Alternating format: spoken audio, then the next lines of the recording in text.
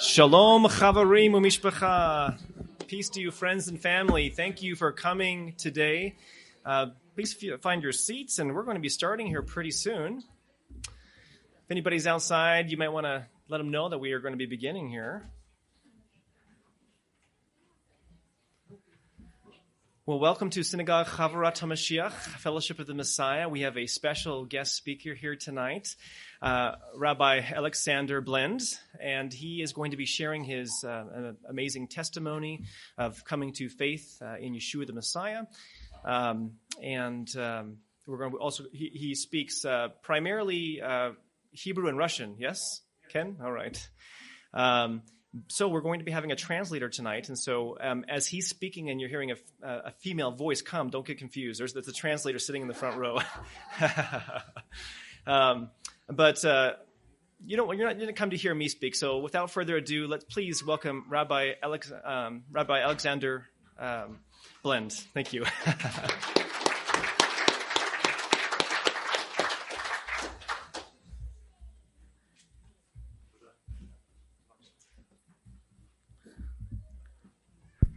Шалом. Добрый вечер. Good evening. Очень радостно с вами быть. Very happy to be here with you. Очень радостно быть в синагоге, а не в церкви. Very happy to be in a synagogue, not a church. То здесь я приехал, и больше церкви. Синагога это радует.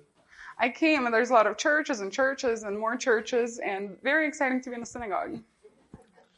И моя история начинается с того, что я родился в семье раввина. My story starts from when I was born in a family of a rabbi. В Советском Союзе было всего 5 раввинов. In the Soviet Union, there were only 5 rabbis. И я удостоился родиться в семье одного из них. And I was privileged to be born in a family of one of them. Когда я родился, мой отец уже... За время, что мама была беременна, его уже успели посадить в тюрьму. When I was born, during my wife's pregnancy with me, my father was already sent to jail. И поэтому первые 2 года жизни я его не знал. So for the first 2 years of my life, I didn't know him. Ну и однажды его вызвали к руководству лагеря. And once the leadership of the camp called him up. И сказали, мы хотим тебя выслать отсюда. And said, we want to send you away from here. Мы тебе дадим очень большие деньги. We will give you a lot of money. $80. $80. Для семьи с 7 детьми этого более чем достаточно. For a family of more than 7 kids, that was quite plenty. И мы тебя вышлем отсюда. And we'll send you from here. И так вот с огромными деньгами мы оказались в Израиле. And so this huge amount of money, we ended up in Israel.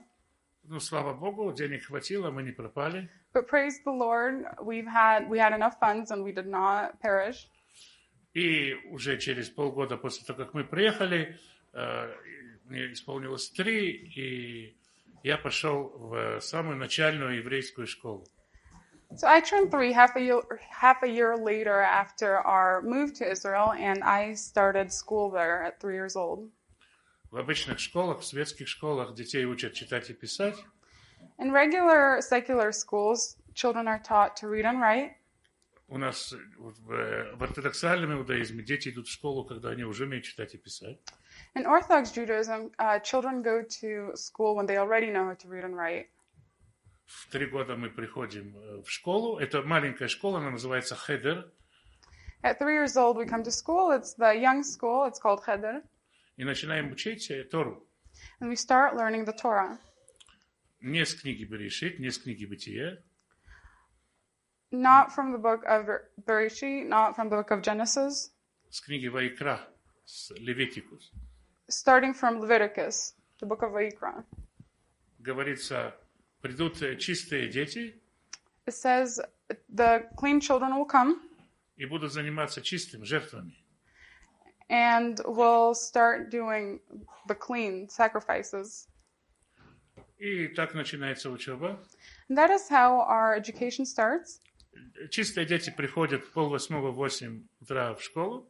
Clean kids come to school at 7:30 И в 5 часов вечера они заканчивают учебу, они идут домой.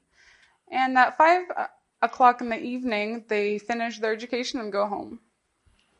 когда приходит время, ребенку исполняется 7 лет, When a child turns 7 years old, он идет в малую ешиву, называется Ешива Ктана, he goes to a small yeshiva called Yeshiva Katana, и там уже учится до 9 вечера. and there he learns until 9 p.m. То есть вся жизнь с того момента, как ребенок пошел в школу, это учеба. So the whole life of a child from the moment that he goes to school is education. Затем большая ешива, еще школы, еще школы. Then the large yeshiva and more schools and more schools. И после 20 лет можно получить рукоположение раввина. And after turning 20, you can become a rabbi. Надо сдать экзамен. You need to pass a test. Мы изучаем Пятикнижие Моисеева, We study the 5 books of Moses, затем книгу закона Мишна, then the book of the law of Mishnah, комментарий на Мишну Талмуд, commentaries for the Mishnah Talmud, комментарий на Талмуд, commentaries on Talmud, комментарий на эти комментарии, commentaries on the commentaries, примечания к этим комментариям, different notices for the commentaries, и так бесконечно. and so on and so forth. Есть одна проблема. There's one problem. Не изучаем книги пророков и Писаний. We don't study the books of the prophets and scripture. И когда я уже получил рукоположение раввина, And even when I became a rabbi, начал учиться на судью, started getting trained for Dayan. Being a judge, я все равно еще не знал этих книг. I still didn't know these books. Не то, что я их не изучал, я их вообще не читал. Not that I didn't study them, I just didn't read them at all. Но, как бы, еврейское любопытство и стремление к знаниям, But Jewish curiosity and wanting to know, я все-таки эту книгу однажды открыл, I finally didn't open this book, и я в нее влюбился. and I fell in love with it. Я с ней засыпал, я с ней просыпался. I would fall asleep with it, I would wake up with it. У нас, когда солдат идет в армию, ему дают маленький Танах, маленькую Библию. When a soldier goes to the army, he gets a small Tanakh, a small Bible. Когда я говорю Библия, я имею в виду без Нового Завета, конечно. When I say Bible, I of course mean without the New Testament. Любой солдат имеет эту книгу. Any soldier has this book on him. Я могу рассказать, что однажды нас остановил, мы ехали на машине, нас остановил автоинспектор. I can actually tell you one time we were driving and an auto inspector stopped us. Мы ехали на молитву, We were driving for prayers. и были все в талитах, We were all wearing tallits. выглядели очень красиво. We looked very beautiful. Мы вообще красавцы. И он остановил нас и сказал: вы куда едете? He stopped us and he asked, "Where are you going?" Мы говорим: мы едем на молитву в Марата Махпила, на могилу наших праотцов. And we said, "We're going to prayers to the Марата Махпила, могила Авраама. the burial of Abraham." И он достал из своей сумочки Танах. So he took a little Tanakh from his book, from his purse. Говорит: вы верующие люди, у меня к вам вопрос. He said, you are believers, I have a question. Как вы понимаете стих «Берегите очень души ваши»? How do you understand the verse, Берегите ваши души очень. keep your souls? Как вы можете ехать с такой скоростью, если вот это написано в Писании? Keep your soul safe. How can you drive at this speed when that's what it says in scriptures? Это реакция израильского полицейского. That was the reaction of an Israeli policeman. Когда ты это видишь, ты понимаешь, люди живут рядом с этой книгой. When you see that, you realize that people live next to this book. Я ее начал читать, я ее читал непрерывно. So I started reading it, and I started reading it without stopping. Я тогда был близко знаком с одним американским раввином, которого очень не любят обычно. At that time, I knew very closely one American rabbi that a lot of people don't like very much. Может, не будем называть его имя. Maybe we'll not say his name. Я могу сказать, он приехал из Америки. I can say that he came from America. Он основал Jewish Defense League. He started the Jewish Defense League. И он был убит в Соединенных Штатах. And he was killed in the United States. Он был членом израильского парламента. He was a member of the Israeli parliament. Я не буду называть его имя. I won't call him by name. Как говорится, кто понимает, тот поймет. Like it says, he who understands will understand. И я пришел с ним вместе к главному раввину Израиля. So I came with him together to the main rabbi of Israel. Это очень уважаемый человек. He's a very respected man. Его зовут Рав Мордехай Ильягу. His name was Rabbi Mordechai Eliyahu. Один из самых авторитетных раввинов нашего поколения. One of the most authoritative rabbis of our generation. Он уже не с нами сейчас. He is not with us anymore. Мой раввин зашел к нему на прием, а я сидел в приемной и ждал. My rabbi went in to see him, and I was waiting for him out in the... Прошло какое-то время, и главный раввин вышел в приемную. So a little while later, the main rabbi came out, Подошел ко мне и спросил, ты что читаешь? came up to me and asked, what are you reading? Я ему говорю, я читаю, вот Танах читаю. I said, I'm reading the Tanakh. Он говорит, не надо этого делать, брось это дело. He said, no, don't do that. Stop doing that. Я ему очень удивился и сказал, а что вдруг, почему я должен это бросить? I was very surprised and said, why? Why am I supposed to stop? Это наше Святое Писание. It's our holy Он scriptures. говорит, будешь вот это так читать, станешь христианином. He said, if you continue reading this, you will become a Christian. Вы все росли в Америке, может быть, вы больше знаете, кто такие христиане. You were all brought up in the States, so I'm assuming you know a little more about Christians. Я знал, что христиане — это такие люди в коричневых рясах. All I knew was that Christians were these people in brown robes. Они перепоясываются веревками. They would tie themselves around with ropes. И ходят с такими большими крестами лакированными. And they walk around with these big polished crosses. И я думал, какая связь между тем, что написано здесь, и этими людьми? And I thought, what is the tie between what it says here in the scriptures and these people? What is the connection? Я подумал, наверное, этот Рав, он уже старенький дедушка. And I thought, maybe this rabbi, he's an old man. И, может быть, его разум уже не настолько чист. Maybe his mind is not as clean anymore. Он говорит странные вещи. He says odd things. Но он мне сказал, ты помяни еще мое слово, ты еще вспомнишь мое слово.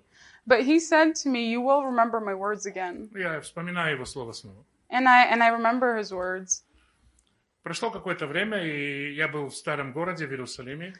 Sometime later, I was in the old city of Jerusalem. У меня было немного свободного времени. I had some free time. Я вижу, стоит церковь. I see a church standing. Там в Иерусалиме много церквей всяких. Well, in Jerusalem, there's a lot of churches. Они все были одинаковыми для меня. They were all the same to me. Я смотрю, есть кресты, есть колокола, все нормально. Это христиане. Well, I saw there's crosses, there's bells, so this is good. This is Christians. И я зашел в церковь. So I came inside. Смотрю, какие-то картинки висят там везде, кругом. And I looked around and saw these pictures everywhere. Ничего не понятно, какая-то связь опять-таки с Библией. Again, I was a little confused of the connection of that and the Bible. И тут вышел священник. And here a priest came out. Арабский священник. An Arab priest. И он меня на арабском языке спросил, что ты тут хочешь? And he asked me in Arabic, what are you doing here? Грубо довольно-таки. It was pretty rude, actually. Я говорю, я интересуюсь, мне бы понять, что такое христианство. And I said, well, I'm curious. I want to understand what Christianity is. Он мне сказал, убирайся отсюда. He said, get out of here.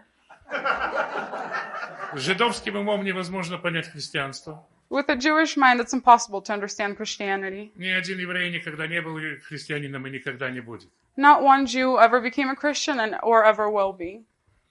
Я подумал, здорово. So I thought, great. У меня теперь есть свидетельство от официального лица. I even have testimony from an official person now. Что мне ничего не грозит в этой части. That I have nothing to fear from this part. И я оттуда ушел. So I left. Любопытство, он же не ответил мне на вопрос. But he never answered my question. Что ж такое христианство? What is Christianity? Я с этой мыслью ходил, но мне было не до этого, я занимался своими делами. So that's the thought that I left with, but I had my own things to do, so I didn't bother. Прошло какое-то время, и я, опять же, в старом городе Иерусалиме.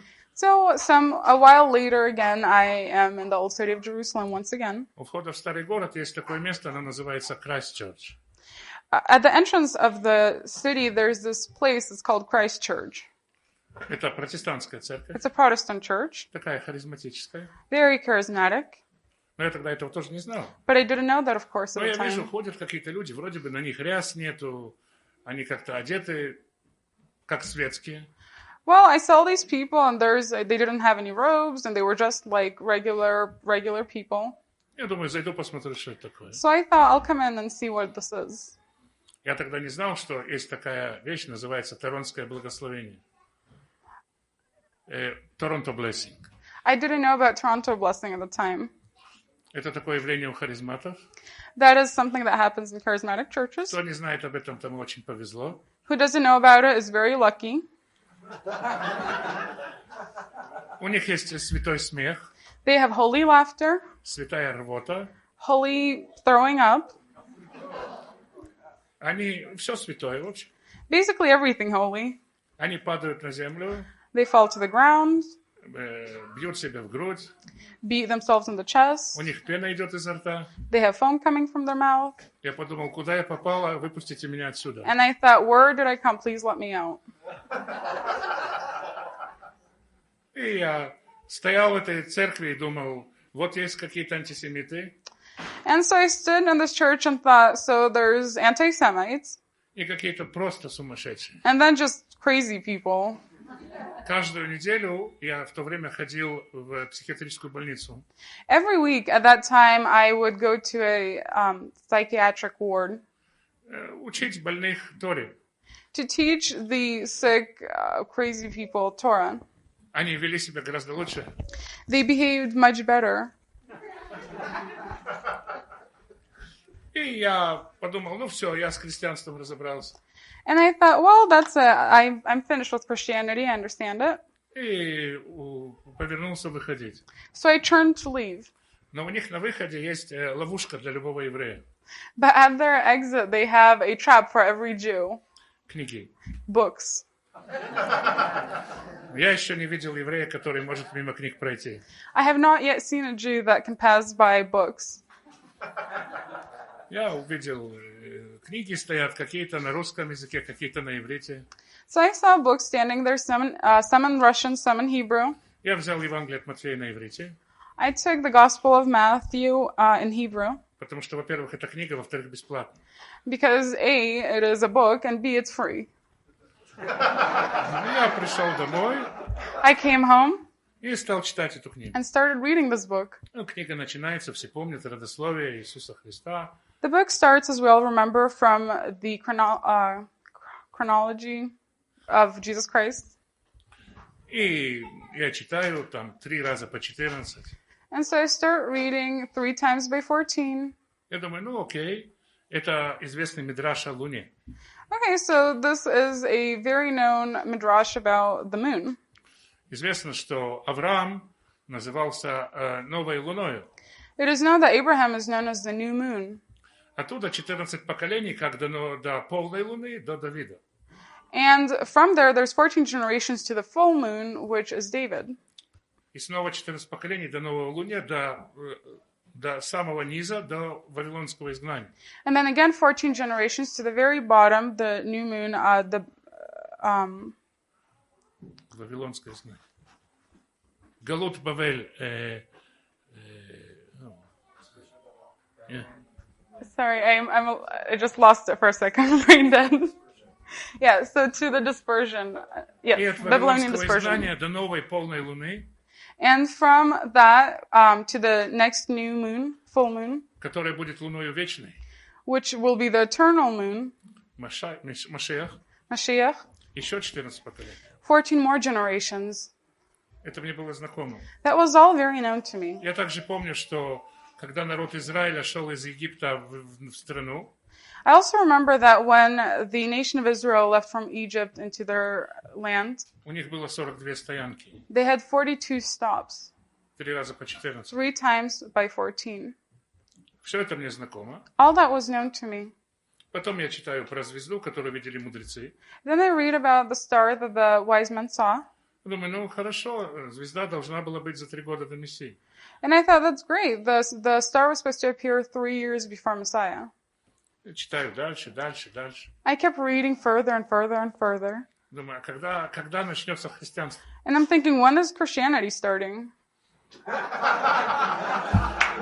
Это еврейская книга. It's a Jewish book.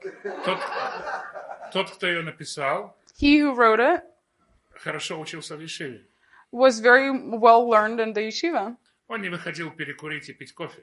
He didn't go out to smoke and have coffee breaks. Сегодня докопаться до этих мидрашей очень трудно. Today, to get to those midrashas is very difficult. Это не то, что все знают. It's not something that everybody knows. Это то, что знают только отличники. It's something that only the very well learned know. Как он мог это написать? How can he write that? Видимо, он понимал, что он пишет. So then it seems that he knew what he was writing.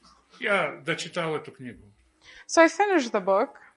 и подумал, ну хорошо, значит, есть Мессия, и надо принять погружение.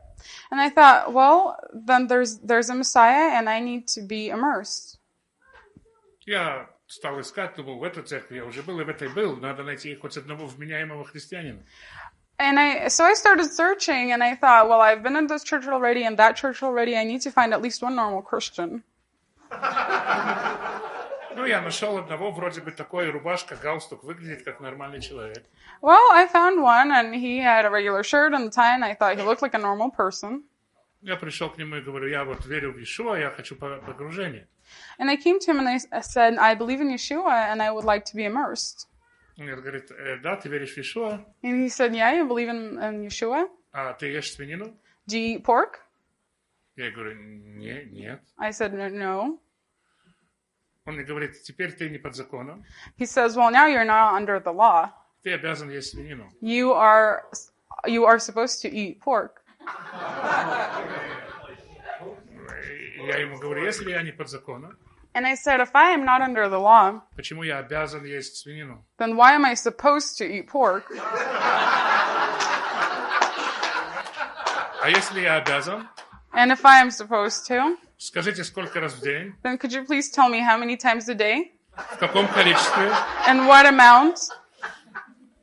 Он говорит, ну вот, теперь я понимаю, что ты фарисей. And he said, well, now I understand that you are a Pharisee. Убирайся. Please leave. Окей. Okay. И так, слово раз за разом, я постоянно попадал на таких пасторов. So time after another, these are the pastors that I found. Было дело, я зашел в мессианскую церковь. Это называется мессианская церковь. There was a time I came into a Messianic church. It's called a Messianic church. У них было большое объявление. У нас Седер Песах. They had a big sign that says we are having Seder Pesach. Я думаю, ну эти-то хотя бы уже точно. And I thought these for sure. На пасхальном столе у них стоял молочный поросенок. On the Pesach table, they had a milk piglet С яблоком в зубах. with an apple in its mouth. Очень милый, Very sweet, но не очень кошерный. but not very kosher. Я спросил там, я не назову его раввином, я спросил у человека, который там был. And I asked the person, I won't call him a rabbi, the person that was there. Я его спросил, это что такое у тебя? I asked, what is this? Он говорит, это наш агнец. He said, this is our lamb. Я подумал, я не хочу иметь ничего общего с этими людьми. And I thought, I do not want to have anything in common with these people. Я на какое-то время подумал, ну ладно, оставим этих христиан, я буду учиться в Ешиве. And for some time, I thought, all right, I'll leave these Christians alone and I will keep learning in the yeshiva. И в Ешиве я встретил, у меня был один ученик, он приехал из России. And in the yeshiva I had a student that came from Russia. Он с одной стороны ничего не знал об иудаизме. On the one hand, he knew nothing about Judaism. С другой стороны, он задавал очень странные вопросы. But on the other hand, he asked very odd questions. И однажды его спросил, слушай, ты очень подозрительный товарищ. And one time I asked him, listen, you're a very suspicious fellow. Может быть, ты православный священник? Maybe you're a Catholic priest? Ортодокс. Orthodox priest. Он сказал, а как ты догадался? And he said, how did you guess? И после недолгого общения с ним, And after a short time of communication with him, он мне дал погружение, he immersed me. но мне реально некуда было идти. But realistically, I had nowhere to turn. И я подумал, что я хочу служить для таких же ортодоксальных евреев, как я. So I thought I wanted to serve for Orthodox Jews like me, Ну, не знал, как с ними заговорить. but I didn't know how to start a conversation with them. Пока ко мне пришел человек, буквально спустя несколько дней. Until a person came to me literally a few days later. Тут надо сказать, что я объявил всем о том, что я уверовал. Here I need to mention that I told everybody that I became a believer. Родители сидели по мне 7 дней траура. My parents did the 7 days of weeping after me. Я для них умер. I died for them. А с работы меня не быстро уволили. I wasn't fired from work right away. Они мне сказали: Алекс, ты можешь поехать быть раввином в Глазго. They said, Alex, you can go become a rabbi in Глазго, Ирланд. what a place that he mentioned. Глазго, in Ireland? Ireland? Virlandia? Scotland, actually, Scotland. Там очень большие деньги. There's a lot of money to be made there. Можешь найти там себе девушку.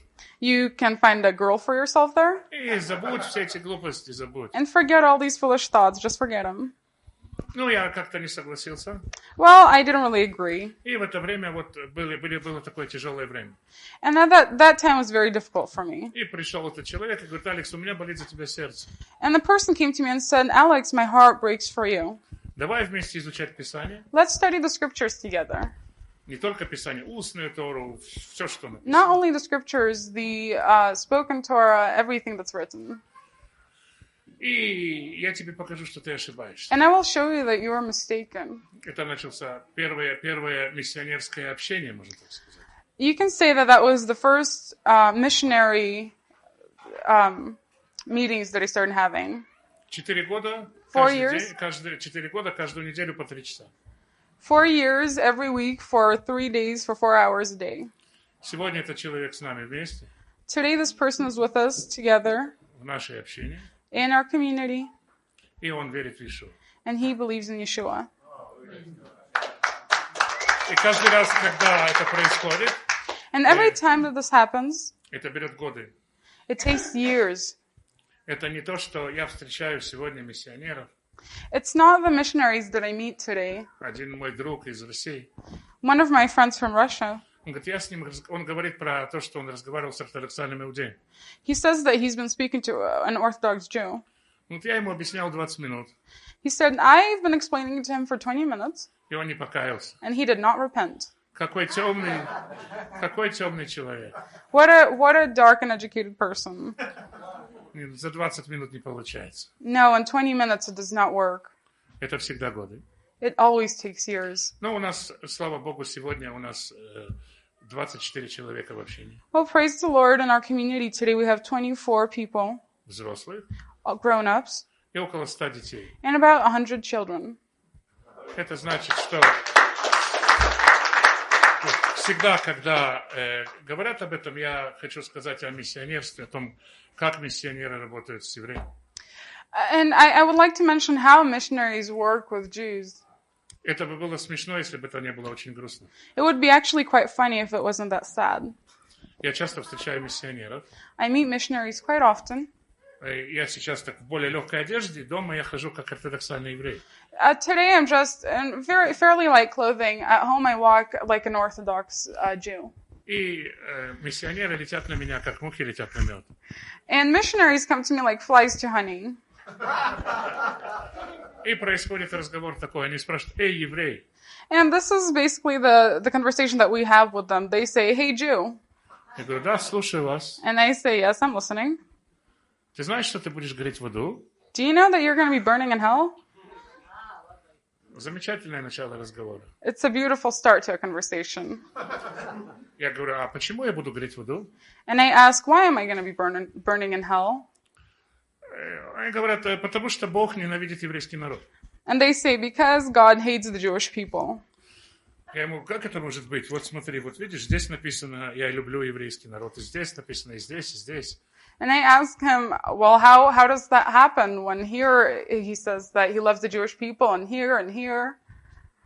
Он говорит: «Это было в Ветхом Завете. He says that's all in the Old Testament. А теперь он вас ненавидит». Now he hates you. Разлюбил. He stopped loving you. И разговаривать с этим человеком просто невозможно. And to talk to a person like that, it's impossible. Такое впечатление, что Бог родился свыше. You almost get the feeling that God was reborn again.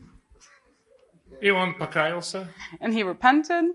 И теперь он не любит евреев, а любит всех одинаково или любит что-то еще. And now he doesn't love the Jews, but he loves everybody equally or loves something else completely. Скажу другой вариант. Я был с дочкой в старом городе. I'll give you another option. I was with my daughter in the city. И ко мне подошла девушка. And a girl walks up to me. На ней на футболке было написано «Иисус любит тебя». On her t-shirt, it said, Jesus loves you. Она подошла ко мне и сказала «Я люблю тебя». And she comes up to me and says, I love you. Дочка схватила меня за руку. My daughter grabs my arm, Строго на нее посмотрела. looks at her sternly, Сказала, он женат and вообще. says, he's actually married.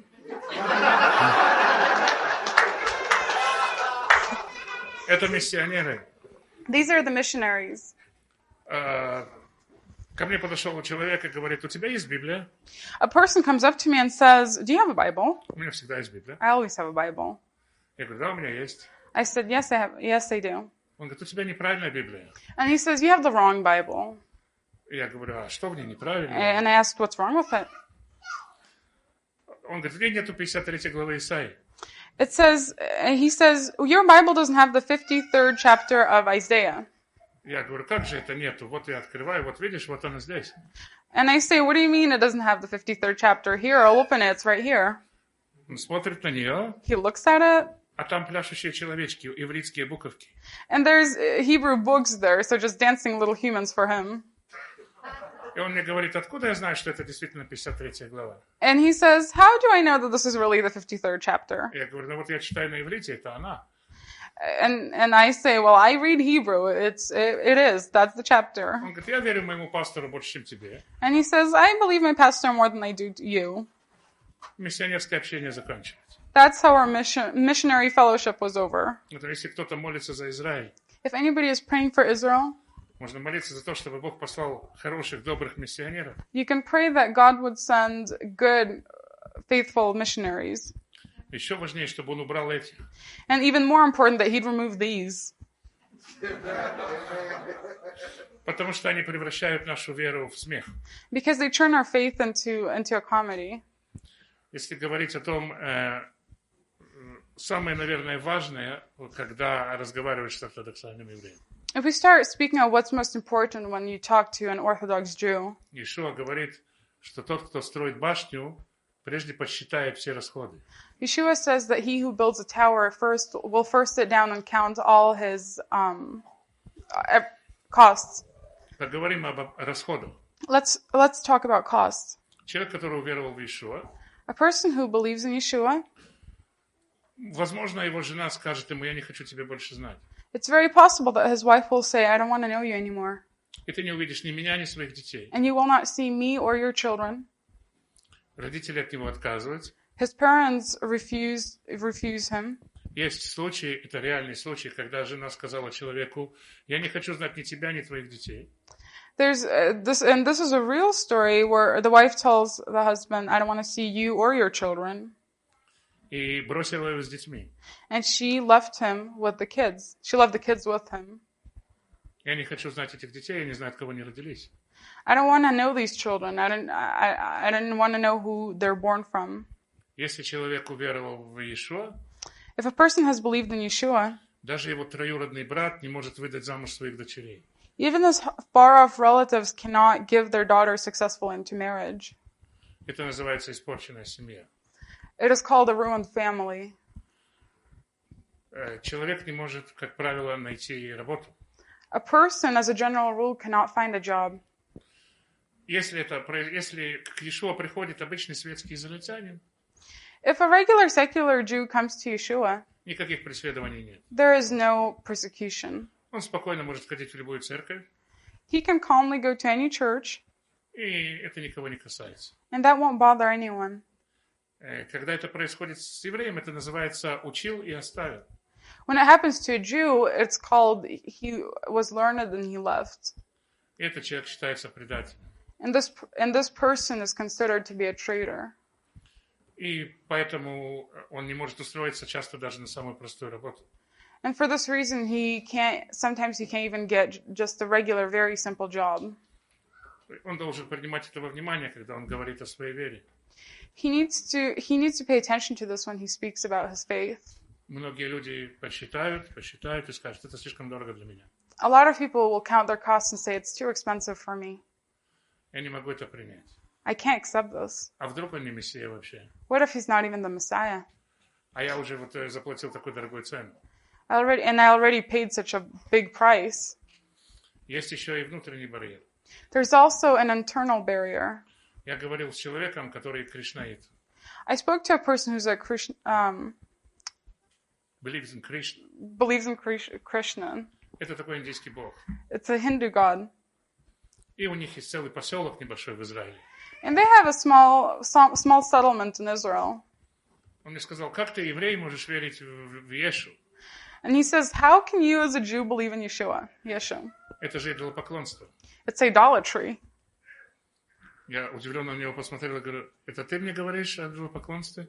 And I looked at him very surprised and said, do you speak to me of idolatry? Ты же веришь в Кришну, в Браму, You believe in Krishna and и Brahma, Брама, Шива и еще много других богов. Shiva, and so on, and many other gods. Ты им приносишь жертву свою еду, You sacrifice your food to them, и ты называешь меня and you идолопоклонником. call me an idolater?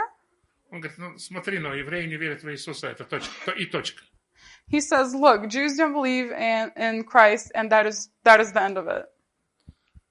Еврей может верить во что угодно, я если верю в Кришну, я все равно еврей. A Jew can believe in anything he wants, even if he believes in Krishna, he's still a Jew. Но если ты веришь в Иешу, But if you believe in Yeshua, ты перестаешь быть евреем. then you stop being a Jew. Это так глубоко сидит. That's how deep it is set. Это сидит и в людях, которые реально верят. It sits in people that really do believe. Когда моя жена приняла Иешуа, When my wife accepted Yeshua, она меня попросила привести пастора, чтобы дать ей погружение. she asked me to bring a pastor so he would immerse her. Мы жили в небольшом городе на юге Израиля. We lived in a small city in the south of Israel, И мы выглядели как ортодоксальные евреи. and we looked like Orthodox Jews. Я пришел к пастору. I came to the pastor. Пастор услышал мою просьбу, The pastor heard my request, и он очень испугался. and he was very frightened. Подумал, это может быть какая-то провокация, сейчас его обвинят в миссионерстве или еще во что-нибудь. He thought that maybe this was a provocation, that maybe now they'll blame him for being a missionary or something. Он сказал, я приду к тебе через 3 дня. He said, I'll come to you in 3 days. Потом я узнал, что на 3 дня взял пост. And later I found out that for 3 days he was fasting. Он пришел ко мне, и он сказал моей жене так. He came to me and he said to my wife this.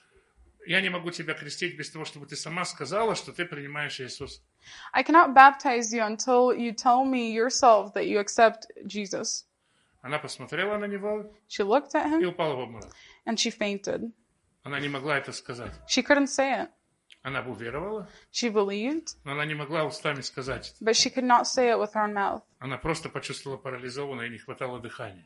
She started feeling, she just felt paralyzed and she didn't have enough breath. 6 дней, день за днем он приходил к нам.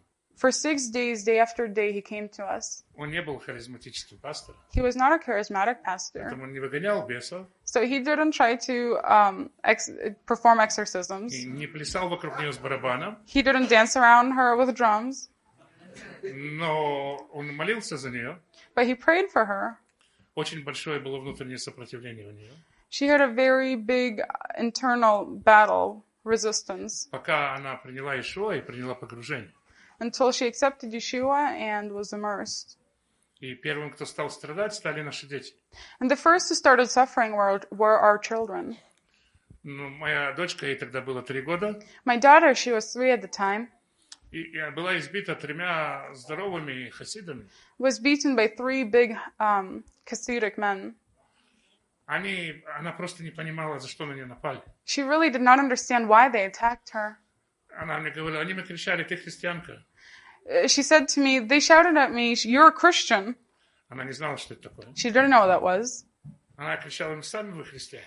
And so she screamed back at them, you're Christians yourself. Видимо, если что-то говорят, это что-то плохое. So if they're saying this to her, she thought, of course, it's something bad. Ну и надо же ответить как-то, ей всего 3 года. So of course she had to answer back. She's only 3 years old. Она не понимала, за что. She didn't understand what for. Девочка, которая на год старше нее, моя другая дочка, A girl who's only a year older than my other daughter, она играла в песочнице. she was playing in the sandbox. Они облили бензином ее сандалики и сожгли. They poured gasoline over her shoes and they burned them.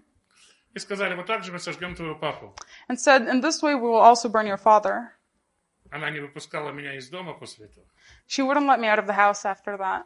Даже когда я хотел купить молоко или хлеб.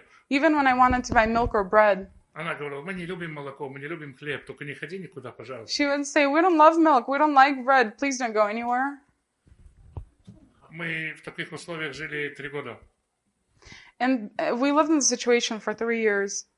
Когда прошли эти 3 года, мы переехали в Бершеву. When the 3 years passed, we moved to Beersheba. Девочка вышла из машины, которая привезла вещи. My daughter left the truck, the moving van, И пошла гулять вокруг дома. and went to walk around the house.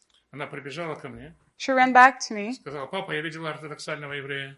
She said, Dad, I saw an Orthodox Jew, И я не успела от него спрятаться. and I didn't have enough time to hide, А он и ничего не сделал. but he didn't do anything to me.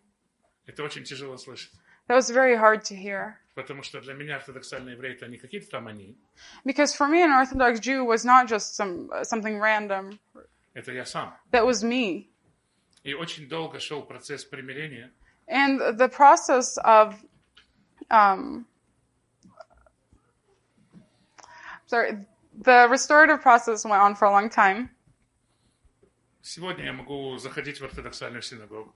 Today I can walk into an Orthodox synagogue. И у детей есть свободное общение с ортодоксальными детьми. And the children have free fellowship and free playing with the Orthodox children. Я свободно веду молитву в синагоге. I can freely lead the prayers in the synagogue. И никто меня не мешает. And nobody bothers me. После того, как они увидели, как я живу. After they saw how I live. Но это очень долгий процесс. But it's a very long process. И это очень дорого стоит. And it costs a lot. Часто предъявляют претензию, почему мы не принимаем язычников в наше общение. A lot of times people become offended or ask why we don't accept Gentiles into our community or our fellowship. Были случаи, когда приходил кто-то. We had times when somebody would come. Мы никогда никого не выгоняем. We never kick anyone out. Правда, и не приглашаем. Of course, we don't invite them either. Если кто-то приходит, If somebody comes, он понимает иврит, they understand Hebrew. но он вообще не понял, о чем мы говорим. But they don't understand at all what we speak of. Он побыл у нас и спросил, а что все эти вещи, о которых вы говорите? He would come to us and say, what are all these things that you speak Что of? такое мидраш, мишна, What is талмуд? Midrash, Mishnah, Talmud? Я этого ничего не понимаю. I don't understand any of it. Зачем это все? What is all this? У нас есть Новый Завет, We have the New Testament, ну и хватит. and that's it. И ради того, чтобы люди, которые приходят из евреев, не слышали этого, And for the sake of, for people the Jews that come to Yeshua, for them not to hear that, мы закрытая община сегодня. we're a closed community today. Был, правда, у нас один араб, Truly, we did have one Arab, бедуин. a Bedouin. Он совершенно случайно к нам пришел. He actually came to us quite by accident. Это было чудо. It was a miracle. Я встретил его в одной бедуинской деревне. I met him in one Bedouin village. Я там совершенно случайно оказался и застрял. And I was there by accident as well. I was stuck. Я ждал автобуса. I was waiting for the bus. И ко мне пристали арабские подростки. And Arab teenagers came to me. Они очень задиристые такие ребята. They're people that won't really leave you alone. They like to pick a fight. Ищут с кем бы поругаться и подраться. They always look for someone to pick a fight with. И они стали меня расспрашивать, ты кто ты такой, во что ты веришь. And they started asking me, who are you, what do you believe in, and so on. И я им рассказал, во что я верю. And so I told them what I believe in. Этот арабский парнишка, он был самым задиристым среди всех, самым взрослым. This Arab teenager, he was the oldest one of them all, and he was the one that liked to fight the most. Он показал мне так ладошку свою. He showed me his palm, Вот когда на этой ладошке вырастут волосы, and he said, when this palm begins to grow hair, тогда я тоже поверю в Иисуса. that's when I too will believe in Jesus. Я сказал ему, ну хорошо, аминь, да будет так. And I said, okay, amen, let that be.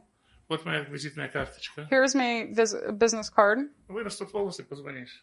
When the hair starts growing, call me. Я сам не знаю, почему я так сделал. I really don't even understand why I did that. Прошло какое-то время, Some time passed. он позвонил мне He called me и рассказывал, and told me что он ехал на мотоцикле, that he was riding a motorcycle, упал с мотоцикла и содрал всю кожу на ладони. fell from the motorcycle and scraped all the skin off of his palm. Ему пересадили кожу с бедра. So they transplanted skin from his hip. Теперь он бреет ладошку. And now he shaves his palm.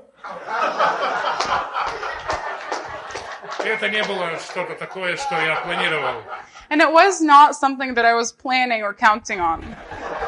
И он уверовал, So he believed, и он был какое-то время с нами. and he was with us for a while.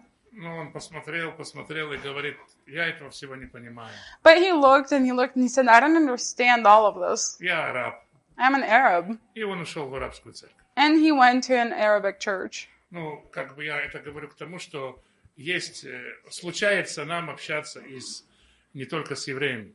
I'm telling you this so you would know that we not only just talk and visit with Jews. Мы также делаем уроки в тюрьме.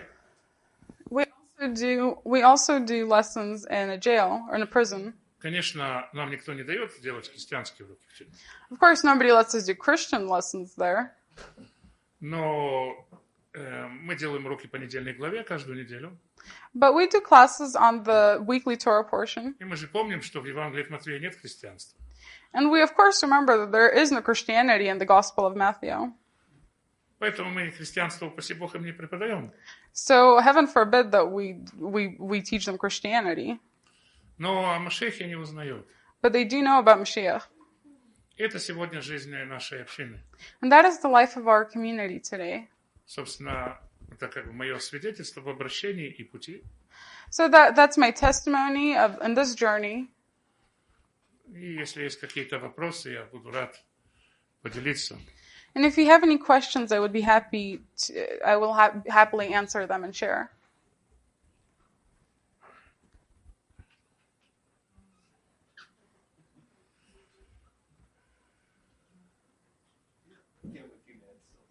Okay. Yeah. When you witness to Orthodox Jews about Yeshua, it seems that the big question that many of them have is, he's supposed to regather Israel. Когда вы проповедуете ортодоксальным евреям насчет Иешуа, у всех большой вопрос, он должен вроде бы собрать Израиль. Окей. Если мы говорим об устной Торе, If we talk about the spoken Torah, oral Torah, Oral Torah, есть два мессии в устной Торе. there's two messiahs in the oral Torah. Машиах сын Иосифа Mashiach, son of Joseph, и Машиах сын Давида. and Mashiach, son of David. Иосиф и Давид — это библейские персонажи. Joseph and David are biblical characters. Что мы помним об Иосифе? What do we remember about Joseph? Яков думает, что он умер. Jacob thinks that he died, Но Иосиф не умер, он жив. but Joseph did not die, И он стал царем у язычников. and he became king to the Gentiles, Правая рука фараона. the right hand of Pharaoh. И братья видят его, ходят, он помогает им. And brothers see him, and they come to him, and he helps them. Он испытывает их и воспитывает He их. tests them and trains them, Но они его не узнают. but they don't recognize him. Это Машиах сын Иосиф. That is Mashiach, son of Joseph.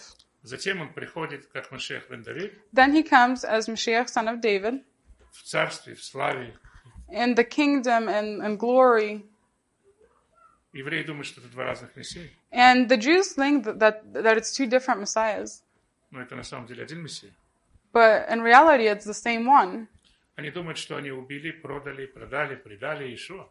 They think that they killed and sold off Yeshua, И он умер. and he died. Но он не умер. but he didn't die. Он стал царем у язычников. He became king to the Gentiles, Он еще вернется. and he will come back again. Он обещал вернуться. He promised to come back. Я знаю про него, что этот парень обычно выполняет обещания. And I know about him that he's a fellow that usually keeps his promise. Поэтому всему свое время. So, everything has its own time, И он еще соберет Израиль. and he will gather Israel.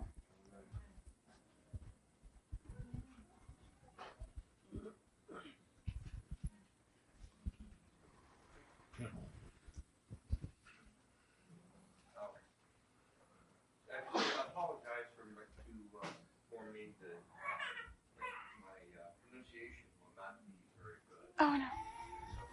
In Yeshayahu, Mem Dalet,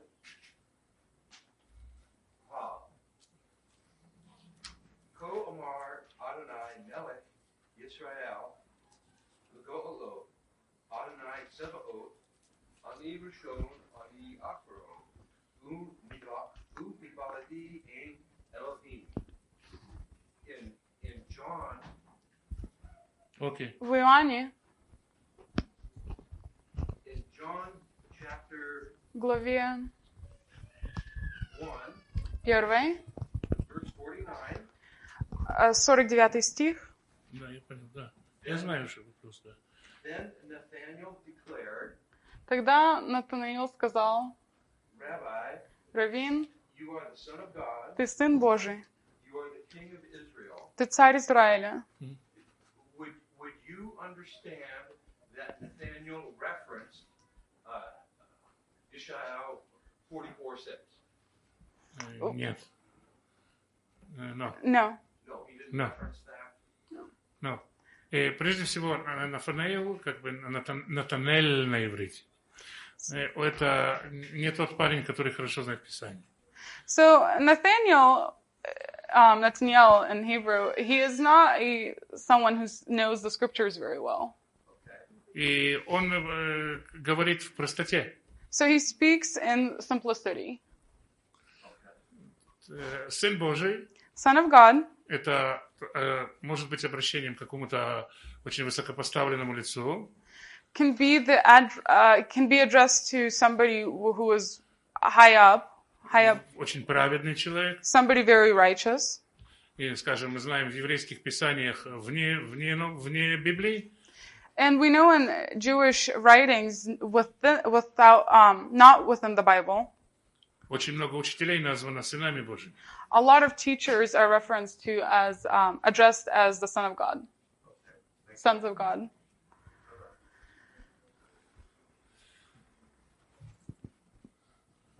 How prevalent is Kabbalah among the Russian Jews in Israel? Насколько влиятельна Каббала в русском еврействе? Смотря о чем мы говорим. Depends on what we talk about. Когда мы говорим слово «каббала», есть две разные вещи. When we say the word Kabbalah, we can say two things. Есть каббала, каббала, которая есть желание понять сокровенные смыслы Торы. There's Kabbalah like wanting to understand the secret and the more deeper meaning of the Torah. Они называются сокровенными, скрытыми. They're called secret or hidden, Не потому, что их кто-то прячет, not because somebody hides them, потому что они сами прячутся. but because they hide themselves. И это, собственно, наука о том, как стать более чистым, And it's really the knowledge of how to become more clean, чтобы лучше понять Тору. to understand the Torah better. И это совсем не популярно. And it's really not that popular. Становиться чистым вообще не популярное дело. To become more clean is really not a very popular deed, period. Другая часть, The other part, которая на самом деле не каббала, that really is not the Kabbalah, это просто желание людей заработать немного денег. it's really just the desire of people to earn more money. Это всякие амулеты, талисманы, камеи. It's different amulets and talismans and so on. Это очень популярно. That is very popular.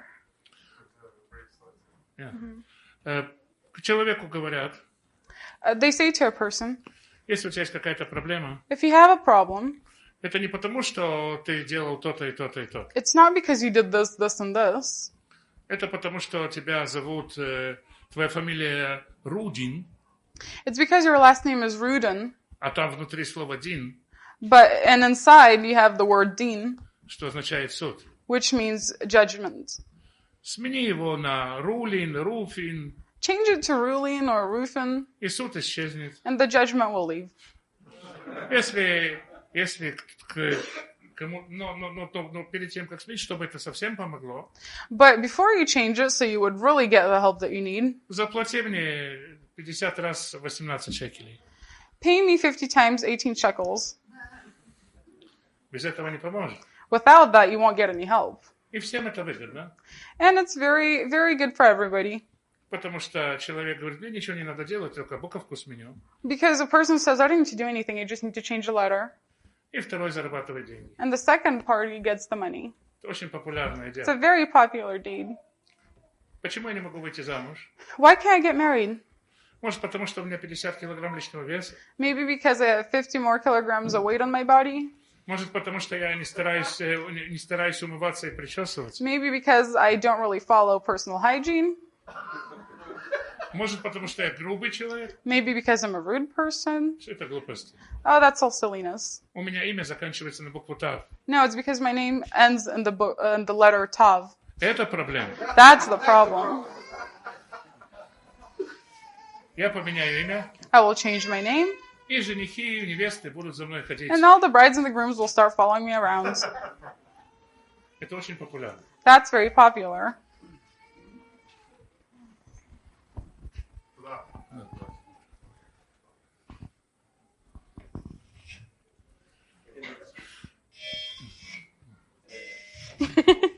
In the Christian churches that you've been involved, how do they come to understand the difference the change that took place early on? That why we're on two separate paths now. В христианских церквях, в которых вы были, как они понимают ту разницу в путях, которая произошла? Им это очень тяжело принять. It's very hard for them to accept. Они могут задать вопрос, They can ask the question. почему вы называете нашего Jesus Christ Ишуа Машиах? They often ask the question, why do you call our Jesus Christ Yeshua HaMashiach? Я уже не говорю о том, почему у тебя кипа, I don't even mention the fact, why do you wear a kippah? что плохого в свинине, What's bad in pork? и все подобные вопросы. And all other possible questions.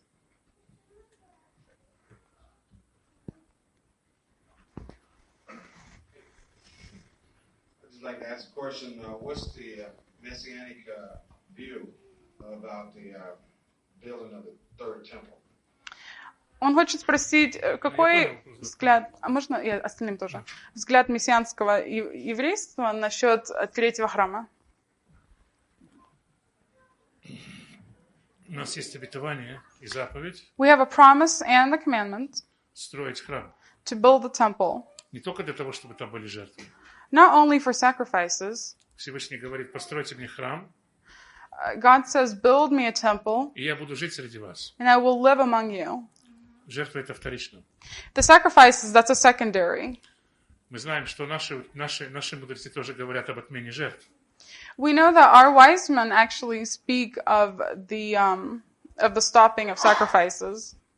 Они говорят, все жертвы будут отменены, They say that all sacrifices will stop, кроме жертвы благодарности. except for the sacrifice of the grateful sacrifice, Thanksgiving. Thanksgiving. Что это значит? Человеку хорошо на душе, дело задалось. It means that the person feels good and everything's going good, И он может пойти и от радости принести жертву. and he can come and from his happiness bring sacrifice. А Бог живет среди нас. But God lives amongst us. Это первое. That's the first. И второе, неужели вы думаете, And the second, do you really think что в исправленном мире that in an improved world, на Храмовой горе будут мечети? on the Temple Mount, there will be Meccas? No.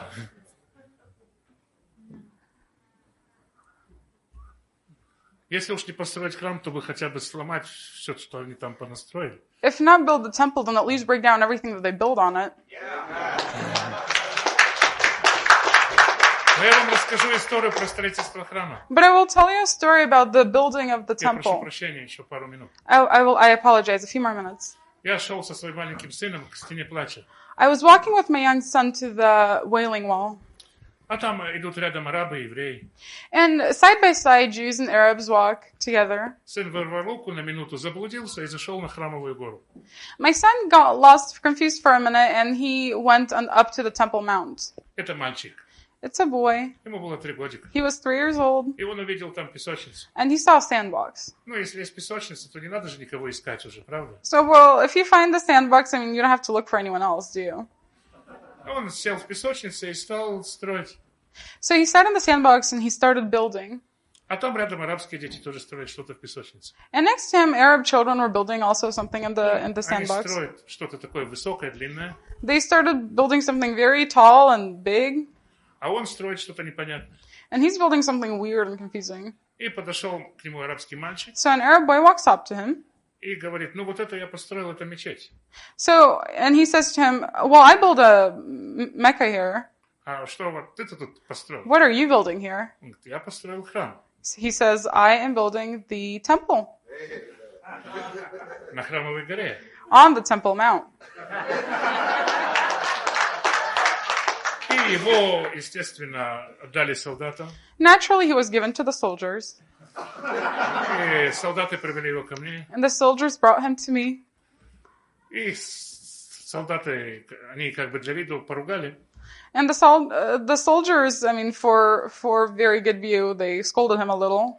Сказали, это чуть не спровоцировало большой конфликт. He said, you almost provocated a big conflict. Но солдаты сказали, когда есть такие дети, But the soldiers said, when there are children like this, можно верить, что эти мечети временные. you can then believe that these Meccas are temporary. Я тоже так думаю. That's what I think as well.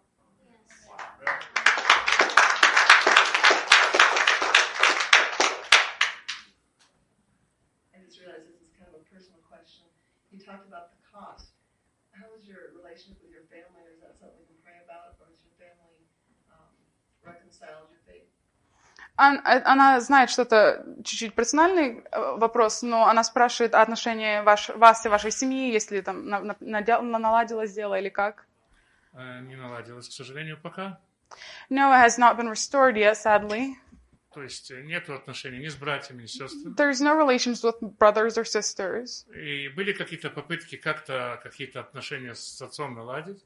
And there were attempts at building relationship with my father again. И можно сказать, что он уже не считает меня мертвым. And you can say now that he doesn't consider me dead. Но отношений никаких нет. But there's no relationship whatsoever.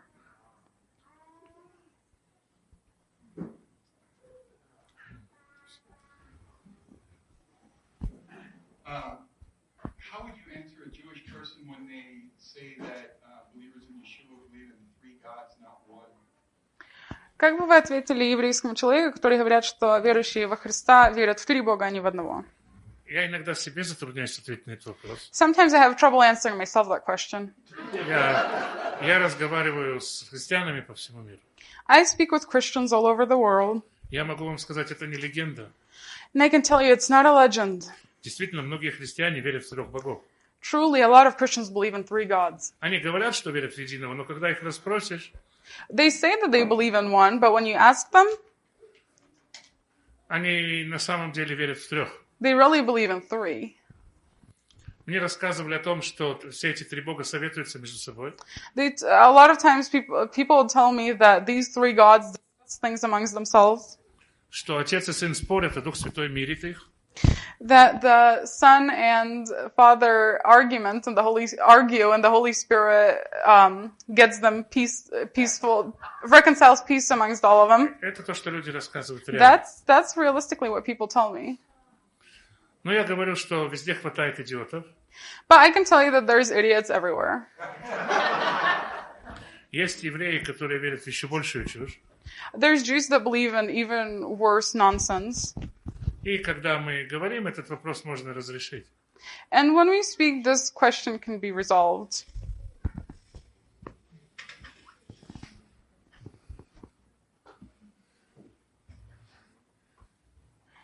What's the biggest hurdle you find when you're talking about this stuff with Jewish people? What's the biggest thing that seems to always come back that's really hard to get past? And besides that, what's the one thing that gives them that aha moment, that gives them like, where you can see something clicks and they're all of a sudden thinking on a different level? Что вы думаете самое большее препятствие для еврейского ума, и когда тот момент наступает, или в чем этот момент наступает, когда они понимают, для них это совмещается все вместе и не доходит до них? Есть самое большое препятствие для человека — это христиане. The biggest boundary for the people is Christians. Если вы помните, когда Иосиф открывается братьям, If you remember when Joseph opens to his brothers, он прогоняет всех. he kicks everybody out. Остаются только свои. Only his own stay. Только так возможно откровение. That is the only possible И revelation. когда происходит это, And when that happens, иудей может понять, что перед ним действительно еврейская книга and then the Jew can understand that it really is a Jewish book before him, и еврейское учение, and the Jewish teaching, и еврейский Мессия. and the Jewish И Messiah. это момент осознания. And that is the aha moment.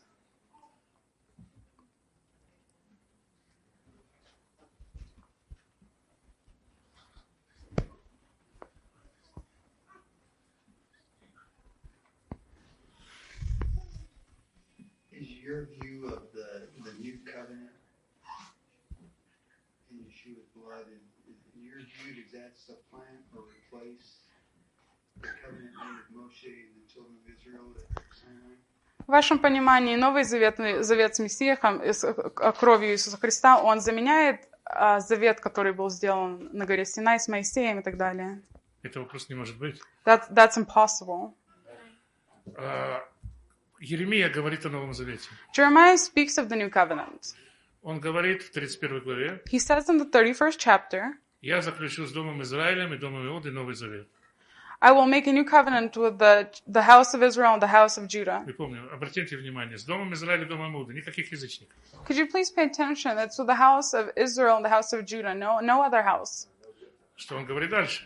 What does he say further on? Не тот завет, который заключил с их отцами. Not the covenant that was made with their fathers. У язычников не было отцов, с которыми он заключал завет. The Gentiles have no fathers that he made a covenant with. Когда я взял их за руку и вывел их из Египта, When I took them by the hand and led them out of Egypt, это похоже на что? what does that look like? Когда папа ведет за руку ребенка. When a father takes a child by the hand, Каждый, наверное, вел и знает, что ребенок, он видит вокруг машинку, кошечку, собачку, ему так не хочется идти. everybody probably has had that, and the child sees a toy, a cat, a dog, he doesn't really want to walk. Папа его тянет. The father drags him. Это первый завет. That is the first covenant. Бог говорит, не такой будет завет. God says, not that covenant. Никто тебя не будет тянуть за руку. Nobody will drag you by the hand. Я напишу на твоем сердце I will write it on your heart.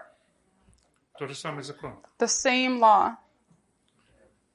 Можно сказать, когда человека учат водить машину, You can say that when a person is being taught how to drive a car, с ним сидит такой детоводитель, инструктор. you have this teacher, this instructor sitting next to him, И он ему объясняет, как водить. and he explains to him how to drive. А когда человек получил права, But when a person gets licensed, это не значит, что он уже может ездить на красный свет. that doesn't mean that he can now drive on the red light. Инструктор же уже ушел. The instructor has gone now, И он может ездить как хочет. so he can drive however he wants. Он водит по тем же самым правилам. No, he drives by the same laws and rules. И наш Бог имеет только одну Тору. And our God only has one Torah. Никогда не будет никакой другой Торы. There will never be another Torah. Эту Тору он напишет на наших сердцах. In this Torah, he will write on our hearts. И поэтому ничего не изменилось. So nothing has changed. Изменение в нас. The change is in us.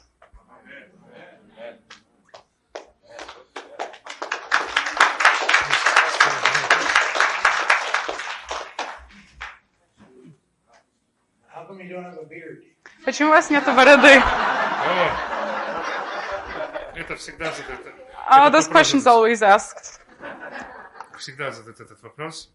Ну, я как бы скажу так, как мальчик в школе у меня была борода. I will tell you this. As a boy in school, I had a beard. Я с 14 лет, с самого момента, когда начали расти волосы, я не брился. From 14 years old, basically from the moment that hair started growing, I didn't shave. До где-то 37-38 лет. Until about 37-38 years of age. Когда я очень сильно заболел. When I became very ill. И у меня борода лезла клочками. And my beard started falling out in clumps. Я ее сбрил. I shaved it. Я могу сказать, что мне было очень грустно по этому поводу. I can tell you I was very sad about this. И я прочитал историю одного хасидского ребе. And I read a story about a Hasidic rabbi. Ребе из Калева, из Венгрии. Rabbi from Hungary. Он был в немецком лагере. He was in a German camp. И они делали над ним какие-то опыты. And they were performing experiments. И вот сейчас он уже взрослый человек, но у него не растет борода. And now he's a grown man, but his beard won't grow. А тогда он очень сильно сокрушался по этому поводу. But at that time, he was very sad about this. Как можно быть евреем без бороды? How can you be a Jew without a beard? И он говорит, что он плакал, и так плача уснул. And he said he was crying, and he fell asleep crying. И он увидел во сне Моисея. And he saw in his dream Moses. И он говорит, Моисей говорит, я никогда не слышал, чтобы кого-то спрашивали евреи, где твоя борода.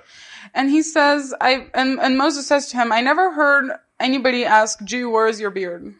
Бывает, приходит спрашивать, борода, где твой еврей. Sometimes people come and say, beard, where is your Jew? И на этом я успокоился. And on that helped me resign to that fact. Я могу сказать, что есть животные, козлы. I can say there are animals, goats. У них есть бороды. They have beards. Но они Царство Божьего не наследуют. But they're not going to enter the kingdom of heaven.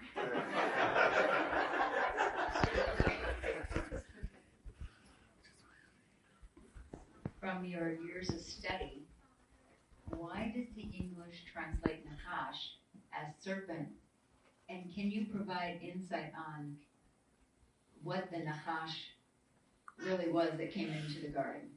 За ваше годы учения, почему переводится в английской Библии нахаш как змей, и за то, что, как вы знаете, что забыл именно этот нахаш? Ну, чем больше учишься, тем меньше ответов на вопросы. The more you learn, the less you have questions for answers. I mean, answers for questions. Мой раввин все время говорил, я уже не такой молодой, чтобы так много знать. My rabbi used to say all the time, I'm not that young anymore to know everything. Есть очень много историй о змее. There's a lot of stories about the serpent. Есть история о том, что какой-то ангел ездил на змее, как на коне. There is a story about an angel riding a serpent as like a horse. Есть история о том, что этот змей это просто метафора. There are stories of that the serpent is just a metaphor. Когда есть так много ответов, When there are so many answers, выходит, что правильного ответа нет. It happens that there is no right answer. И мой раввин учил меня. And my rabbi taught me, Самое главное для раввина the main thing for a rabbi вовремя сказать я не знаю. is to say, I don't know in time. Вот это время сказать. This is the time to say it.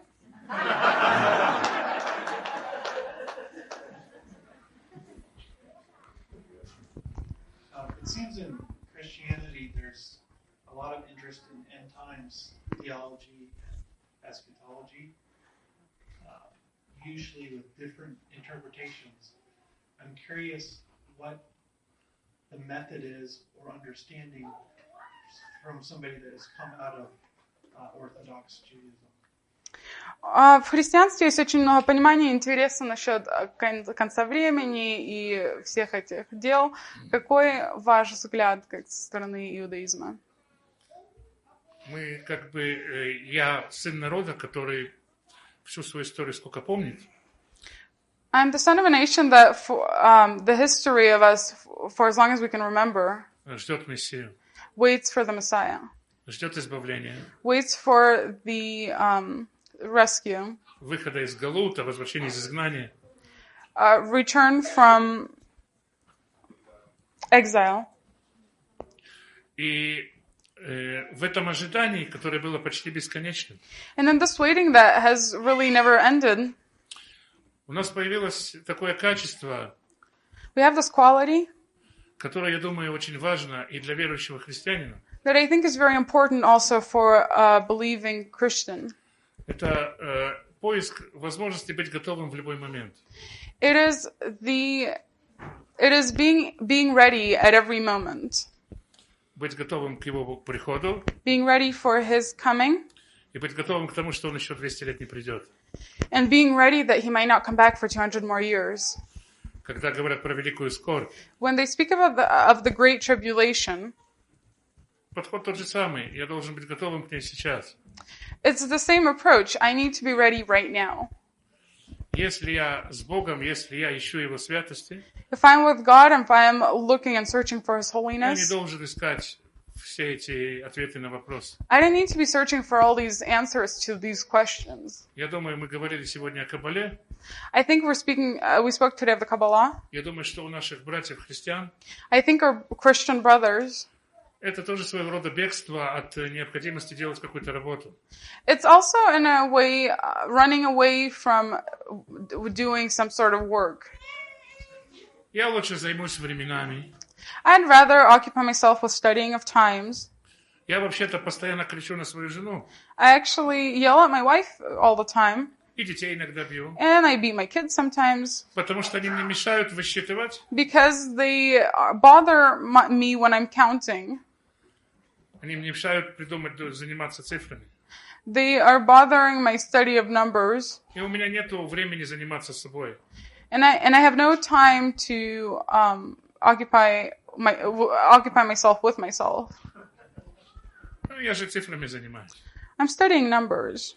Я думаю, что важно обращать внимание на самого себя и не заниматься этими цифрами. I think it's more important to pay attention to ourselves than trying to count numbers and dates.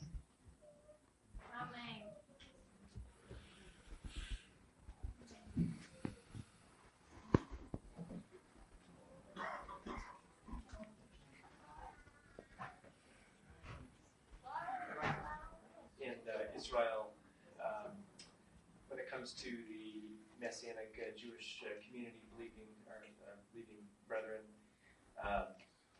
what is your view and how you're seeing the Torah and how much more is that community starting to take hold of the Torah? Is it still very little? Are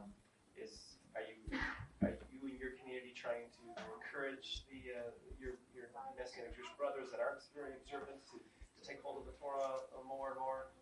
Насчет мессианской как общества в Израиле, как вы видите их несоблюдение Торы или то, что они не соблюдают Торы, вы стараетесь их поддерживать или стараетесь их как-то убедить, что надо соблюдать Тору и так далее?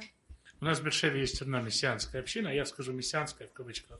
In Beersheba we have a Messianic community, I will say Messianic, quote unquote.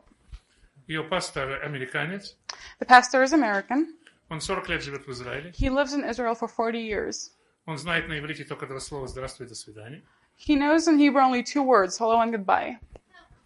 Однажды он позвонил ко мне, это было не так давно. And he called me one time, it was actually quite recent. И спросил: Алекс, извини, у тебя есть кошерная еда? And he said, Alex, I'm sorry, do you have any kosher food?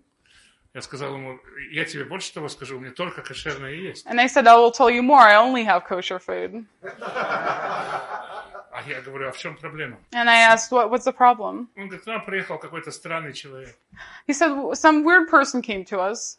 Он соблюдает кашрут. He keeps kashrut. И у нас вообще нету человека, который может его принять. And in our community, we don't have a single person that can keep him. 140 человек община. 140 people in the community. Израильтяне. All Israelites. И у них нету принять человека с кошерной едой. And they don't have anybody that could keep a person with kosher food. Это очень не смешно. It's very not funny. О какой Торе можно с ним говорить? What Torah can you speak of with him? Нас пригласили однажды, позвонил человек и говорит: хотите послать детей в наш летний лагерь? One time a person called us and said, do you want to send your kids to our summer camp? Я говорю, ну, пришлите программу, посмотрим. Что-то вы какие-то подозрительные. And I said, send me your program and we'll look at it. You guys sound a little suspicious. Он прислал мне программу. So he sent me the program. Израиль 10 заповедей. Israel and the Ten Commandments. Ну, здорово, подумал. Сейчас Well, почитаем. that's great. I'll read. 4 заповедь из 10. The fourth commandment of the 10 Говорит, помни день воскресный, чтобы светить его. says, keep the Sunday so you could keep and remember the Sunday. Я сказал спасибо. And I said, thank you. Я очень рад, что вы меня пригласили. I'm very happy that you invited me, Но я, наверное, своих детей не пошлю. but I don't think I'll send my children. Это сегодня ситуация с мессианским иудаизмом. That is the situation with Messianic movement. Я думаю, в Израиле есть только 3 общины, которые реально пытаются жить по Торе. I think in Israel there are maybe 3 communities, 3 fellowships that try realistically to live by the Torah. Большинство это обычные харизматические Most церкви. of them are actually charismatic churches. How important do you think it is for the Messianic Jewish community to live a life of Torah when it comes to fulfilling their calling and their destiny? Насколько, вы думаете, это важно мессианским коммунам исполнять Тору как в своем призвании?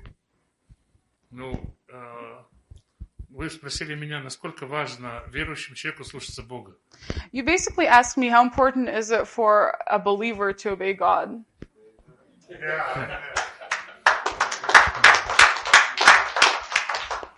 Риторический вопрос. It's a rhetorical question. So what are you doing about it? Так что вы насчет этого делаете? Ну, на сегодняшний день большинству наших членов запрещено общаться с членами общин. At this day, most of our members are not allowed to speak to the members of those fellowships Потому что мы воруем души у Господа. because we steal souls from those congregations. Oh, from God, rather. И с нами нельзя сообщаться. And so we're not allowed to be spoken to Для большинства общин. for most of those fellowships. Поэтому все, что мы могли, мы сделали. So we did all we could, Но мы же не спасенные. but we're not saved. Мы несчастные. We're miserable. Не знаем благодати. We don't know the grace. Что же мы можем сделать? What can we do? Мы еще и на языках не говорим, извините. Конечно. We don't even speak in tongues. I'm so sorry. One more question. Еще один вопрос. You spoke of the Torah, the same Torah being written on the heart as fulfilled with the Kabbalah. How do you see that working with those from the nations coming to faith in the Messiah? Вы говорили о Торе, которая должна быть написана на сердце, так как в Новом Завете. И как вы видите это в нациях, которые в Мессии? Ну, есть такой мидраш There's a midrash о горе Синай. about the Mount Sinai. Когда Всевышний говорил на горе Синай, When God spoke on Mount Sinai, птицы замолчали, the birds quieted, и рыбы перестали плавать в море. and the fish stopped swimming in the sea. Все живое замерло. Everything that was live froze, И весь мир услышал заповедь «Я Господь». and the whole world heard the commandments and laws of God. Первую заповедь The first commandment, услышал весь мир. the whole world heard. То есть у язычников однозначно есть заповедь знать единого Бога. So the Gentiles have the law to know the one God. Есть проблема с субботой, кашрутом и так There's a далее. problem with Sabbath and Kashrut and so on. Мы читаем в 15 главе Деяний. We read in the 15th chapter of Acts. Я читаю это немножко по-другому, чем остальные читают. I read it a little bit differently than most read it. Пришли братья из рассеяния, из изгнания, The brothers from exile came и рассказали, что много язычников присоединяются к Торе. and said that a lot of Gentiles are coming to the Torah. Мы, когда живем в Израиле, мы плохо знаем, что такое язычники. When we live in Israel, we have a bad understanding of what Gentiles are. Я думаю, если бы братья пришли в нашу общину, было бы то же самое. I think if you brothers came to our community and fellowship, it would be the same thing. Многие из нас живого язычника-то не видели. A lot of us have never actually seen a live Gentile. И сразу же можно сказать, давайте их научим Торе и обрезанию, сказали фарисеи. So right away, the Pharisees said, let's teach them the Torah and circumcision. Давайте вот те братья, которые идут им проповедуют, let's have the brothers that are going to preach to them. пусть они еще их учат Торе, обрезанию. Let them also teach them Torah and circumcision. А Петр, он за свой век, так у него получилось, он видел несколько язычников But Peter, in his lifetime, saw a few Gentiles к тому времени. of that time. И он сказал, зачем вы налагаете на наших братьев, на наших учителей бремя? And he said, why are you trying to place a burden on our brothers Учить язычников Торе. to teach the Gentiles the Torah? Ни мы, ни отцы наши не понесли этого бремени. Not us or our fathers were able to carry that burden. Мы им напишем самый-самый минимум. We will write the very bare minimum for them. А тот, кто хочет учить Тору, And he who wants to study the Torah, в каждом городе есть синагога, in every city there's a synagogue, и там учат Тору. and there they teach the Torah. Как маленьких детей, Like little children, мы принимаем их с каким-то минимумом, we accept them with some minimum, с надеждой, With с надеждой, что они будут расти. with hope that they will grow. А правда, это только наша надежда. But of course that is only our hope. Часто получается, что мы-то надеемся, они не растут. Often, of course, we hope, but they don't grow. Но мы принимаем. But we accept.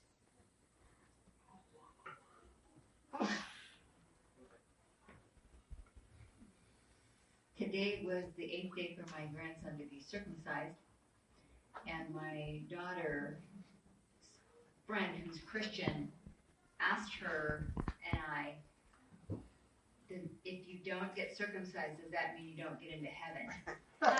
And I actually tried to avoid the question. I was curious, how would you have answered that question to a Christian? Сегодня был 8-й день, и was it your granddaughter or your grandson? My daughter had a... Okay, so у ее дочки родился сынок, сегодня 8-й день, его обрезали, и ее подруга спросила у нее, если не обрезан, то может ли он спастись или попасть на небо. Я старалась не ответить на этот вопрос, и как бы вы ответили? Вы знаете, очень большая разница между христианином, между язычником и иудеем. You know, there's a big difference between a Christian and a Jew. Я не говорю об обрезании сейчас. And I'm not even speaking of circumcision at the moment. Когда христианин говорит спасение, When a Christian says salvation, он говорит о зарплате. he talks about payment. Когда еврей говорит о спасении, When a Jew speaks about он salvation, говорит о работе. he speaks about work. Я не спасен, потому что грех мешает мне служить Богу. I'm not saved because sin is in my way of serving God. Не потому что я не буду в вечности. Not because I will not be in eternity. Как это выглядит у язычников? How does that look with the Gentiles? Наняли меня стелить полы где-то. I was hired to do the floors, lay the floors somewhere. Я ложу криво и косо. So I'm just laying it sideways and crooked. Потому что я верю в хозяина. Because I believe in the owner. Я знаю, что он заплатит. I know that he'll pay. Что бы я ни делал. No matter what I do. Я же спасаюсь не тем, что я стелю полы, правильно? My salvation is not that I'm laying floors. Зарплата. It's the payment. Не очень честно. Not very fair, not very honest. Есть что-то во мне сегодня, There's something in me today что мешает мне служить Богу. that is in my way of serving God. Тьма во мне мешает божественному свету. The darkness in me is in the way of the godly light. А я люблю Бога. And do I love God? Я люблю. Oh, I love God. Я люблю Бога. И я не хочу его огорчать. And I do not want to disappoint him.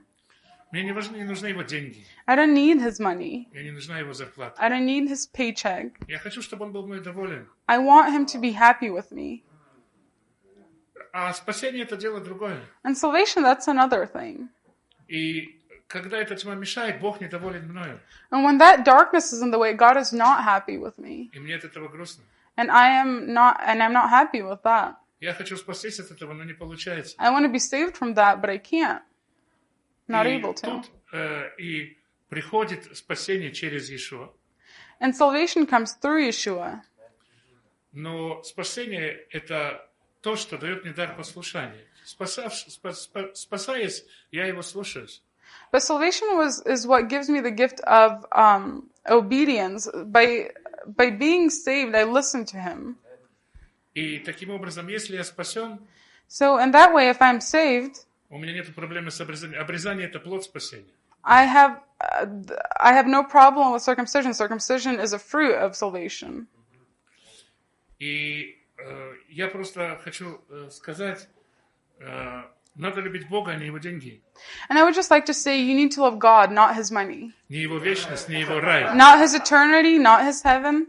Его самого. Him Himself. Когда мы Его слушаемся, мы с Ним. When we obey Him, we are with Him. Я могу вам рассказать, у нас в традиции есть история об одном раввине. I can tell you in our tradition we have a story about a rabbi. Так сложилось, что вышел с небес голос. It so happened that a voice from the heavens came. Rabbi Хия, у него нет участия в будущем мире. Rabbi Hia, he has no part in the coming kingdom, coming world. И он сказал, как это замечательно. And he said, how wonderful. Теперь я точно знаю, Now I know for sure что я буду служить Богу не за награду. that I will serve God not for a reward. Это всегда опасный выбор. Если мы служим Богу за награду, It is always a dangerous choice if we serve God for a reward. мы любим себя, а не Его. We love ourselves, not Him. И в этом разница между языческим подходом, я бы сказал, и еврейским. And that is the difference between the Gentile approach to this and the Jewish.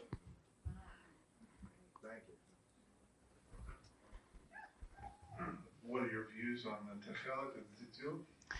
Какой ваш взгляд на цицит? Ну, я сейчас здесь без цицит. Дома в Израиле я хожу, естественно, всегда в цицит. So I don't have a tzitzit on me right now, but in Israel, naturally, I always wear one. И, конечно, у нас есть хелет. And of course, I wear the talit. Хелет. Камуван. Совершенно очевидно, потому что единственное препятствие, почему ортодоксальные евреи не носят эту голубую нить. So the only barrier that the Orthodox Jews don't wear the blue string, потому что они говорят, что это будет известно только во времена Мессии. Because they say that will only be known at the times of the Messiah.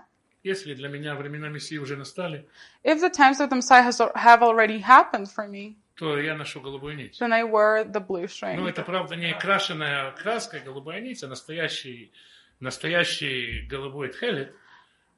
But it's not a painted or dyed blue string. It's the real talit. Настоящая краска. The real dye. Ну, я ношу так. So.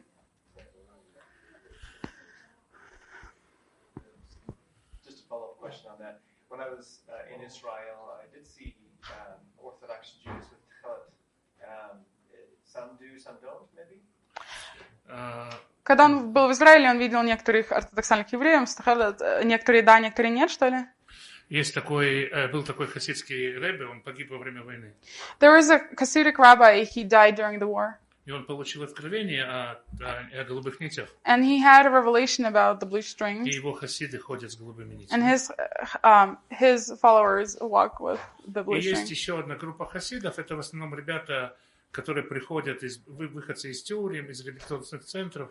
There's a different group of the Hasids as well that they're usually have been in prisons and rehabilitation centers.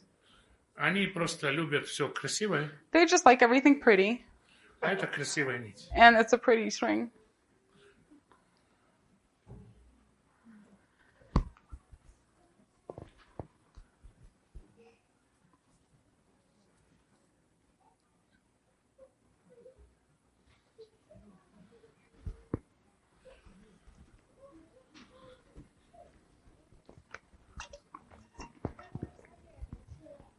Would the best way to witness to a Jewish person is to give them a Hebrew copy of Matthew? Самый лучший способ свидетельствовать еврею — это дать им еврейский перевод Евангелия от Матфея. Я думаю, что это самый хороший шанс. Не обязательно ожидать, что вот он прочтет и все увидит. I think it's the best chance. It's not necessary. We can't necessarily count that he will read it all and see it. Но это самая миссионерское еврейское Евангелие Нового Завета. But it's one of the most messianic gospels of the New Testament. Именно для евреев. Especially for the Jew.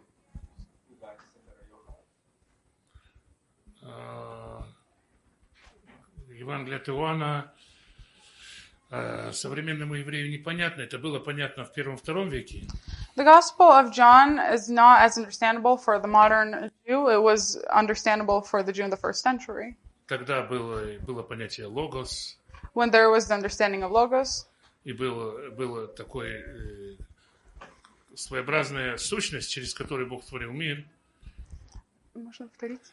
И евреи верили, что есть некая сущность, через которую Бог творил мир.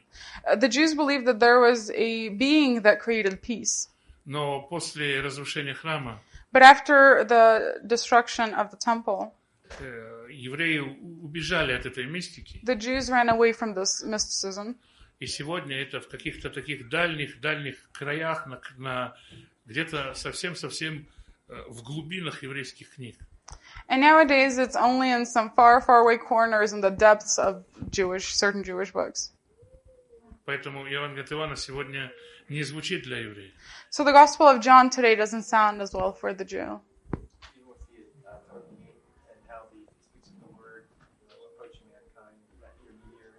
Даже, как там говорится о слове, как между...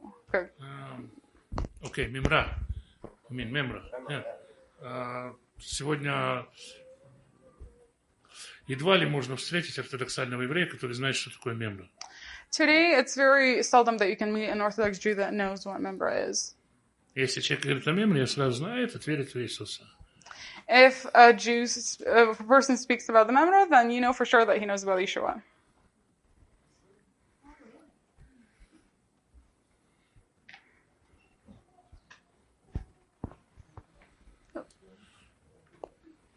About the Gospel of Matthew in Hebrew, there are various different versions or translations of the Bible with the Brit Hadashah in Hebrew, such as the Shem Tov or the Delitzsch. Is there in the land? Is there a more correct translation of Matthew? Насчет перевода Евангелия от Матфея есть несколько, есть более правильный перевод. Ну, я считаю, на основании знакомства со всеми переводами, I think, based on my knowledge of familiarity with all of the translations, что лучший из переводов это перевод Залкинсона. The best translation is the translation of Zalkinson. Там человек был раввином. That person was a rabbi. И он был не только был раввином, он был один из сильнейших раввинов своего времени. And he not only was a rabbi, but he was one of the most strongest, powerful rabbis of his time. Он прекрасно знал греческий язык. He knew the Greek language very well. И я думаю, что это лучший перевод. And I think that's the best translation. Can you say the name again? Залкинсон. Залкинсон Гилберт.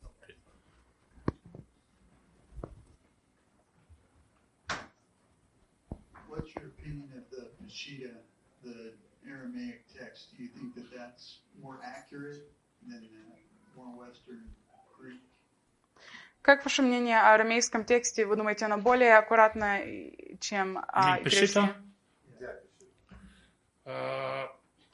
Пешита, в чем ее прелесть, это арамейский язык. Peshitta, the beauty of it is the Aramaic language.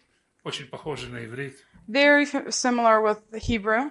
И очень похоже на тот язык, на котором говорил Иешуа. And very similar with the language that Yeshua spoke in. И это соблазн. And that's a temptation. It's a trap. Потому что пшита сделана примерно в Ассирии и Финикии. Because the Peshitta was made in... Финикия. Я не знаю. Фоника. Phoenicians? Phoenicians. Если вы помните, была такая женщина, которая ходила за Иисусом. If you remember, there was a woman that followed Jesus. И он ей сказал, нельзя взять хлеб у детей и бросить ее псам. And he said to her, you cannot take bread from the children and throw it to the dogs. Вот она говорила на языке пешиты. Well, she spoke in the language of the Peshitta.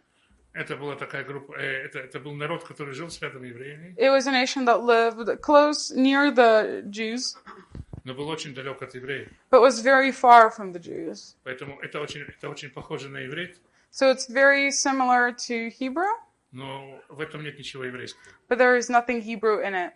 Все параллели теряются. All the parallels are lost. Если вы знаете, и когда Иешуа говорил, If you know when Yeshua spoke, он использовал очень много игры слов. he spoke in a lot of, he did a lot of play on words. Например, For instance, когда он говорит, не собирайте сокровища на земле. when he says, do not gather any treasures on earth, Послушайте на иврите. listening to it in Hebrew, Аль таацру оцарот баарец. Аль таацру оцарот баарец. Это игра слов. it's a play on words. Это легко запомнить. It's very easy to remember. Тот, кто переводил с греческого, The person who translated from the Greek, если бы он знал, понимал арамейский, if he knew or understood Aramaic, арамейский Иисуса, Aramaic of Yeshua, он не мог это потерять. he would not have lost it.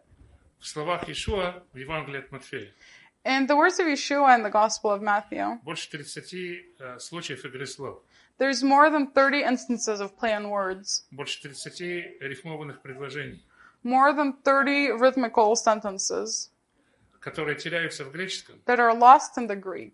Но когда ты читаешь и представляешь, как он говорил на арамейском, But when you read it and imagine how he would have said it in Aramaic, ты понимаешь, что это не могло быть по-другому. then you understood that it couldn't be any different.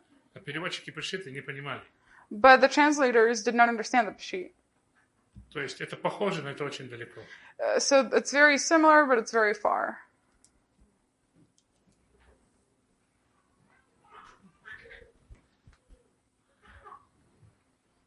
I would like to know how you keep the festivals, the feasts now, like Pesach. Я бы хотела знать, как вы соблюдаете праздники сейчас, как Песах. Как обычный еврей. Like a regular Jew.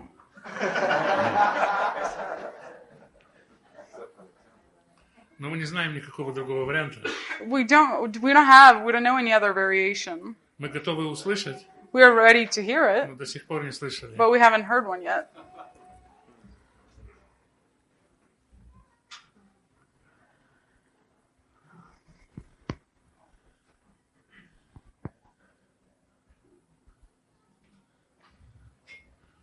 Can you speak a little bit about the terrorism in Israel and your experiences?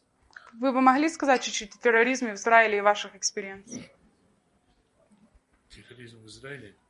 В день, когда моя средняя дочка родилась, The day that my second daughter was born, значит, был первый обстрел Беэр-Шевы со стороны Газа. that was the first shooting of Beersheba from Gaza. Ей сегодня скоро уже 14. And she is going to be 14 here soon. Она отличает по звуку разные ракеты. And she can tell the difference between the different rockets by their sound. Это ее жизнь. That is her life. Я когда-то пошел со своим сыном просто на аттракционы, надувные, всякие горки, качалки и так далее. One time I was walking with my son to a park with different blow-up toys and trampolines and etc. Мы шли с ним, и по дороге он остановился завязать шнурки. We were walking with him, and on the walk, he stopped for a minute to tie his shoelaces. И он долго, высунув язык, их завязывал. And he stuck his tongue out, and he was tying them for a while. И впереди нас упала ракета. And in front of us, a rocket fell. Где-то примерно в 20 метрах. About 20 meters from. Это было очень громко. It was very loud. Если бы он не завязывал шнурки, мы бы проходили где-нибудь там. If he wouldn't have been tying his shoelaces, we would have been walking right about that area. Я упал на него сверху. I fell on top of him. Потому что в ракеты кладут маленькие железные шарики. Because in the rockets, they place little metal balls. Когда ракета взрывается, шарики разлетаются и ранят все, что могут ранить. When the bomb blows up, the little balls fly everywhere, and they bruise anything that they can. Когда все остановилось, шум, поехала полиция, When everything сирены. When everything stopped, you heard the sirens, the police were coming. Я поднялся с него, это тоже взяло время, я немножко боялся с него встать. I got off of him, and that took a little while because I was a little scared. Он посмотрел на меня и сказал: папа, мы теперь что, не пойдем на эти горки? And he looked at me and he said, Dad, are we not going to the slides? Для него это обыденная жизнь. For him, that's just regular life. Чтобы посмотреть немножко, заглянуть на другую сторону. To take a look a little bit on the other side. Я видел, как два еврейских солдата стояли в пятницу и отдыхали. I saw how 2 Israeli soldiers were standing on Friday and were resting. Здоровые такие ребята, у них выходной. 2 big guys, it's their weekend. Они стояли, пили пиво, никого не трогали. They're just standing there drinking beer, not bothering anyone. И вдруг на них с шумом и криком бежит маленькая девочка 4,5 лет. And all of a sudden, flying at them is this little girl, 4 years old, screaming and shouting. Она кричит: Аллах велик. And she's shouting, Allah is great. У нее маленький ножик, такой, который режет обычно обои или линолеум. She has this small knife in her hand that you cut like flooring or wallpaper with. Знаете, такой, который ломается на кусочки. You know, the one that breaks in little pieces. И она нападает на этих солдат. And she's attacking these soldiers. У нее нет никаких шансов. She has no chances. Они подняли ее так за шиворот. They picked her up by the collar. Потрясли, чтобы нож упал. Shook her off so the knife would fall. И на этом ее теракт закончился. And there was the end of her terrorism. И они ее допрашивали. And they started asking her. Я просто переводил, потому что я понимаю арабский. And I was translating because I understand Поэтому я Arabic. знаю. So I would know. Вот ее печальная история. So this was her sad story. Она говорит, что каждый месяц, 28 числа, они приезжают в Бершеву. She said that every month on the 28th they come to Beersheba. Потому что в этот день раздают социальное пособие. Because on this day they get the funding from the government. Yeah. Yeah. И она живет в деревне, а тут она приезжает в город. She lives in the village and here she comes to the city. И она видит большую улицу, но и много фастфуда. And she sees a big street and there's with lots of fast food. И она просит маму: купи мне шварма. Это такое мясо, которое жарится на гриле. And so she asks her mom for a certain meat that is being grilled. Неважно, какое-то мясное Okay, блюдо. just some meat dish. И ему цена около $3. And the price for it is about $3. Купи, мама, пожалуйста. She says, Mom, please buy it for me. Это так красиво выглядит. And it just looks so pretty. Ну, мама и долго говорила: отстань от меня. So the mom kept telling her for a long time, just leave me alone. И вдруг мама ей сказала: And soon the mom says to her, вот если ты станешь террористской смертницей, if you become a terrorist of death, там, на том свете, so the suicide terrorist, then on the other side, ты получишь шварму. you will get your meat dish. Вот она и напала на солдат. And that's why she attacked the soldiers. И иногда разводишь руки и не знаешь, что делать с этой террористкой. Sometimes you just spread your hands wide and you don't even know what to do with a terrorist. Может, купить ей это мясо уже. Should I just buy the meat dish for her? Это наши соседи. These are our neighbors. Они разговаривают. Я видел на их телевидении разговор с девочкой. I saw on their television a conversation with a girl. Милая очень девочка. Very sweet girl. И она говорила о том, кем она хочет быть, когда вырастет. And she was talking about who she wants to be when she grows up. Она хочет быть ветеринаром. She wants to be a veterinary. И она любит смотреть на зебр и так далее. She likes to look at zebras and etc.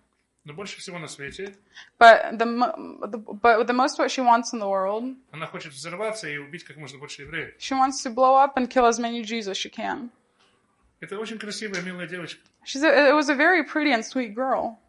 Там очень много таких девочек. And there's a lot of girls like that. And boys. Моя жена в армии сняла пояс смертника. Это такой пояс со взрывчаткой. My wife in the army took off a belt off a suicide bomber. It was a belt with with a bomb. Это был 10-летний мальчик. It was a 10-year-old boy. И его хотели просто убить. Солдаты думали, он сейчас подойдет, он взорвется, мы его лучше убьем. And they just wanted to kill him. The soldiers thought he's going to come up, he's going to blow up. We'll just kill him instead.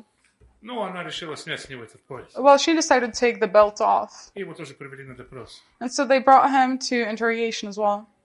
И он говорит, у нас большая семья. And he said, we have a big family. А мы живем на несколько сотен $100 в месяц. And we live only for a few $100s a month.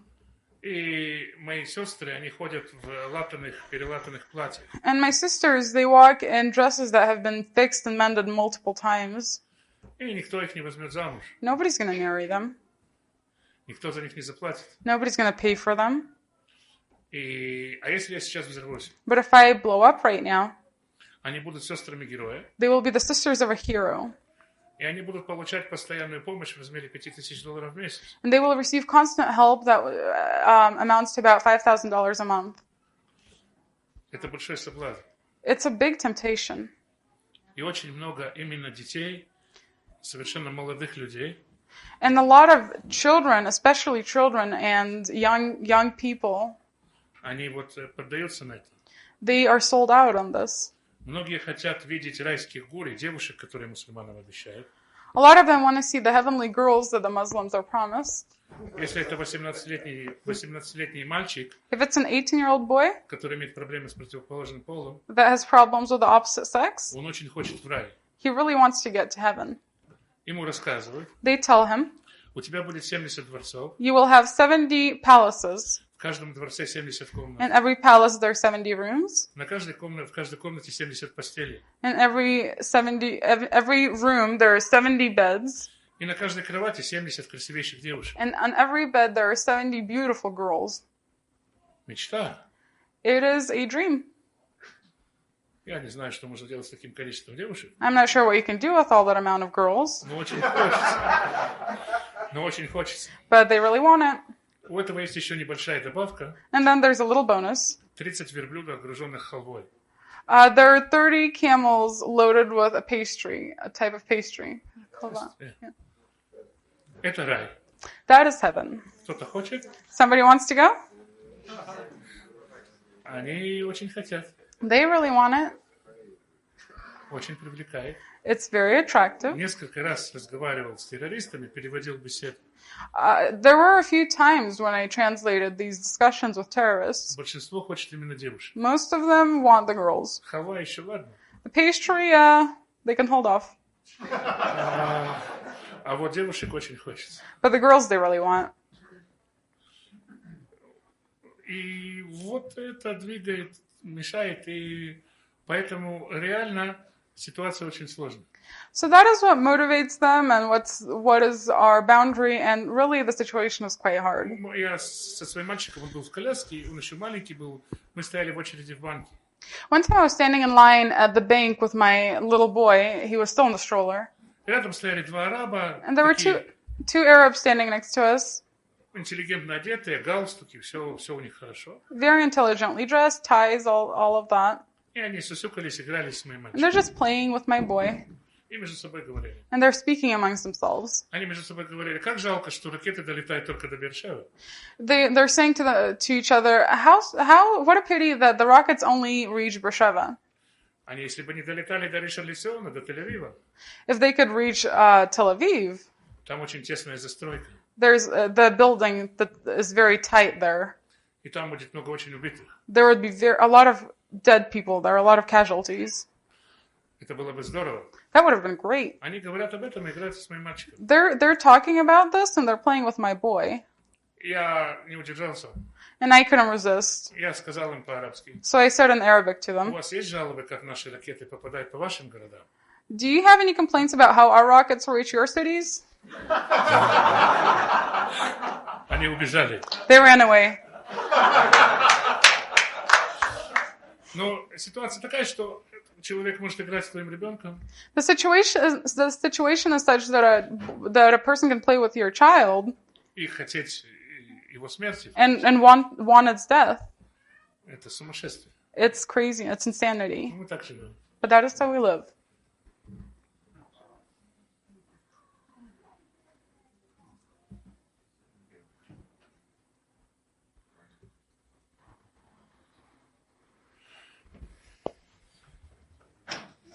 Could you talk a little bit about the oral Torah and how it affects your walk as Messiah? Вы можете сказать чуть-чуть о Торе как устной Торе и какое влияние она имеет на ваше мессианское как пути? Я скажу так, что устная Тора I will say that the oral Torah, это опыт понимания письменной Торы. it is как опыт? Опыт. An История понимания. history and experience of the understanding of the written Torah За много веков. in a lot of centuries. Когда в христианской церкви кто-то говорит проповедь, When in a Christian church somebody says a sermon, умную или не очень, smart or not, а он сказал и забыл. he says it and he forgets it. У нас так не бывает, у нас все записано. It doesn't happen like that in our surrounding. It's always written down. И это очень важно. And that's very important. Если у тебя есть какая-то идея. If you have any idea, У меня никогда не было новых идей еще. I've never had new ideas before. Что-то я подумаю, я всегда найду это в устной Торе. I'll think something and I'll always find it in the oral Torah. И найду еще много разных идей, что думали об этом, в чем с этим не соглашались и так далее. And I'll find a lot of different ideas there too, what people thought about it, what people disagreed about it. Поэтому для меня устная Тора это большая пища для размышлений. So to me the oral Torah is a lot of food for thought. Что касается прямого исполнения заповедей, устной Торы.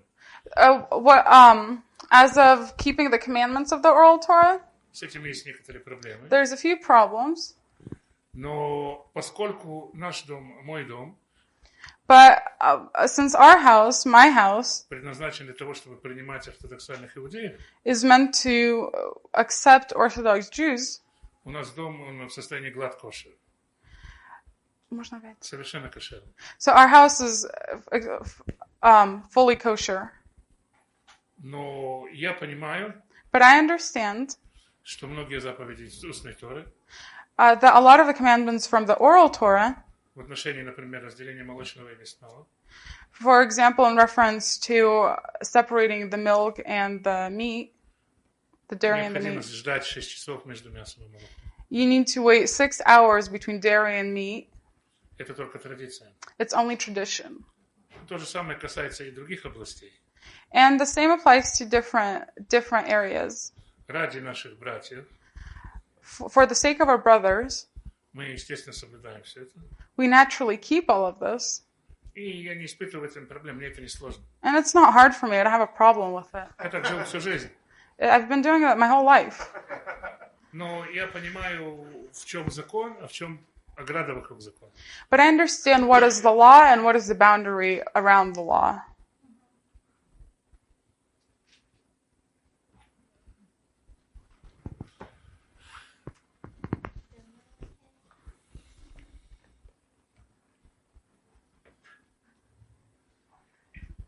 Generally speaking, how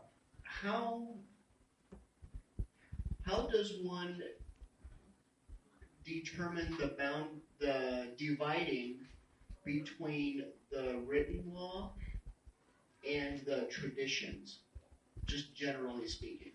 В общем говоря, как человек может разделить разницу между законом и написанным законом и как устной Торой или традицией? Только если изучать этот материал. Only by studying the material. Для начинающих обо всем говорят, что это все воля Божья. For those that are just starting out, we say that it is all the will of God. Но если открыть 2-3 книги, But if you open 2 or 3 books, легко можно узнать, никто не скрывает. It's easy to find out. Nobody hides it. Что традиция, а что реальное слово. What's tradition and what's realistically the word.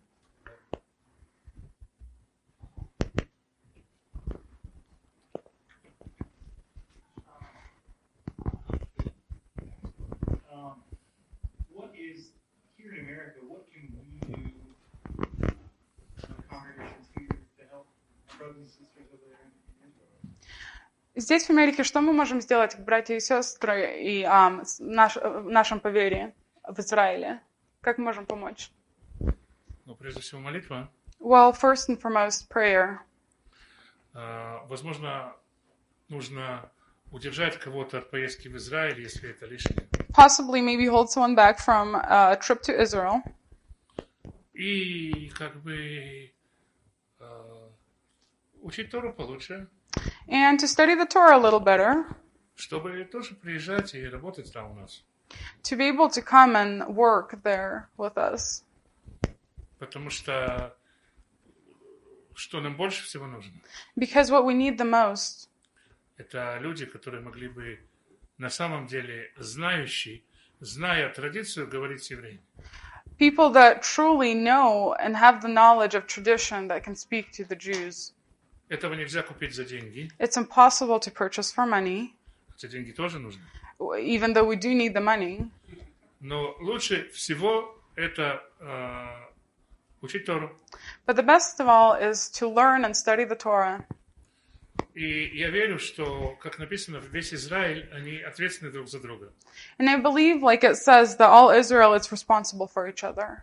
Если вы учите здесь, If you learn it here, если вы исправляете ситуацию здесь, if you are improving the situation here, если здесь, в Спокейне, или в Нью-Йорке, или где-то в Коннектикут, even if here in Spokane or in New York or somewhere in Connecticut, живет настоящая еврейская мессианская община, lives a true, real Jewish Messianic community, это будет еще одно свидетельство, it will be one more testimony что христиане, верующие, что евреи, верующие в Иешуа, that Jews believers in Yeshua, это не сборище каких-то клоунов, it is not a community of some sort of clowns, как бывает часто, how it often happens, а настоящая еврейская община. but a true Jewish community. Что мы не обманщики, не ряженые, That we're not some liars, и это очень важно.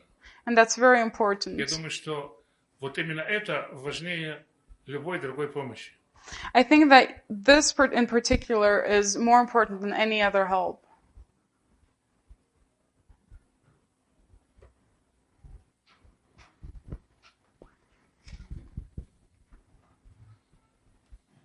Do you believe that Paul addresses the oral Torah in the New Testament writings? Вы верите, что Павел, он адресует устную Тору, когда он пишет в Новом Завете, в своих посланиях? Ну да, как спорит или как использует, sorry. Это я не только в это верю, я это однозначно вижу. I don't just believe in that, I see that. То есть Павлу прекрасно известны мидраши. Paul, he uses a lot of popular midrashes. И он использует еврейскую систему комментариев, And he uses the Jewish system of commentary, еврейскую систему аргументации. Jewish system of arguments. Я даже думаю, что он просто не мог этого не делать. I even think that he just simply could not do it. Это все, что он знает. That's all that he knows.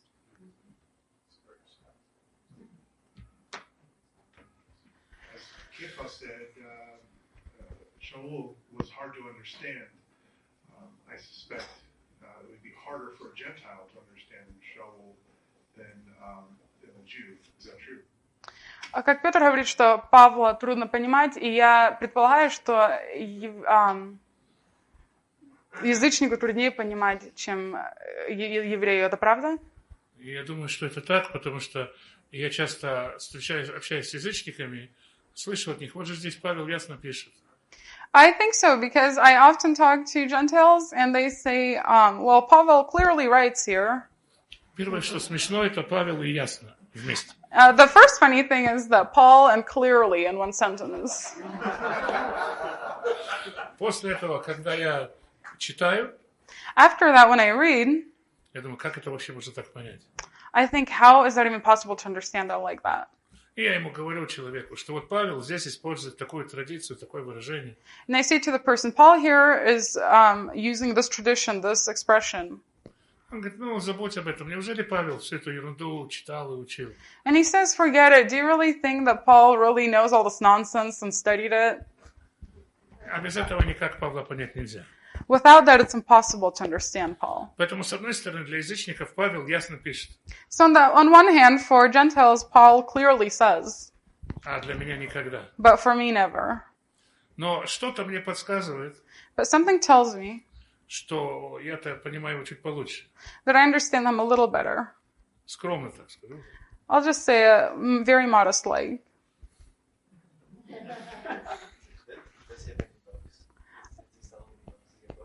У вас есть какие-то книги, которые вы продаете?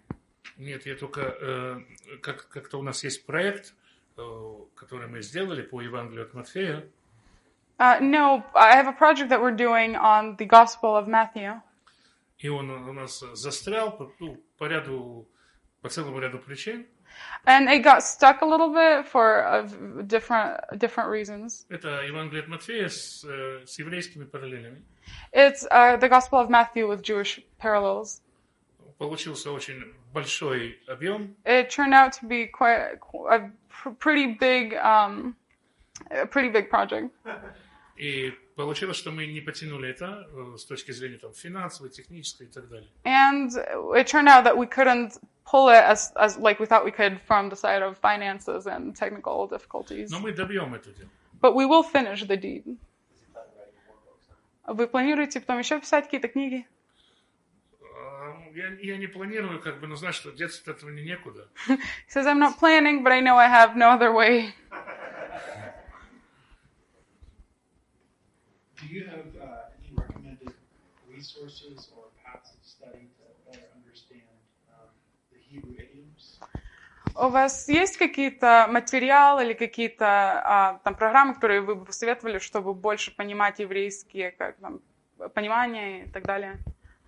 Сегодня есть довольно много книг. Вскидку, так на память я не могу сказать. There's quite a lot of books out there today. I can't really name anything at the top of my head. Но то, что вы говорите, мне как раз дает мысль, что нужно бы подготовить такой список. But now that you mentioned that, it's giving me an idea that I should probably prepare a list like that. Это недоработка моя. It's something that I just overlooked.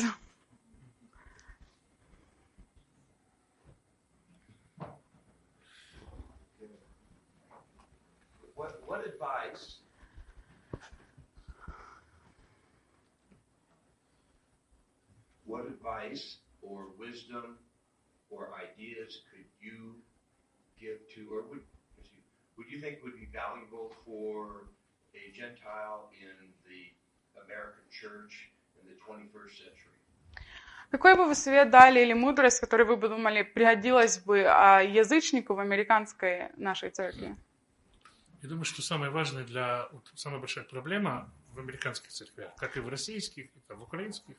I think the biggest problem and the most important thing in American churches and Russian and Ukrainian as well. Это умение смотреть в себя. It's the skill to look at yourself. И говорить правду. And say the truth. Потому что то, что приходится слышать в американских церквях. Because what you get to hear in an American church. Что мы святые. Is that we're holy. Мы не можем грешить. We can't sin. И много вещей подобных. And a lot of similar things. Когда человек святой, when a person is holy, у него нет никаких проблем. He has no problems. Ему ничего не нужно. He doesn't need anything. Что нужно святому-то? What does a holy person need? И поэтому люди просто ходят в церковь, поют песни. So people just go to church and sing. Слушают проповеди. Listen to sermons. Которые потом даже трудно пересказать. That are actually hard to retell afterwards. Потому что содержание в этих проповедях ноль. Because the context in these sermons, there's absolutely nothing. Опять же, почему? Потому что проповедовать святым, зачем это нужно? And again, why? Because to preach to holy people, I mean, why do you need that? Они и так святые. They're already holy. Им просто это нужно регулярно напоминать. You just need to constantly remind them of that.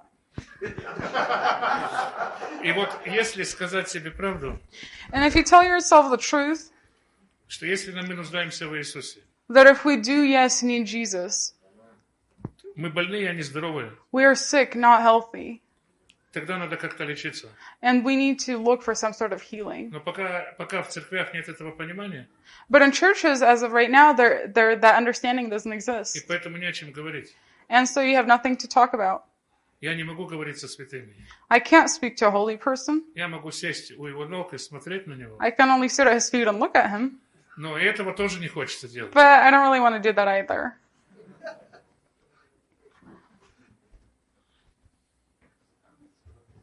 Netanyahu. I'm sorry? Netanyahu. What about him?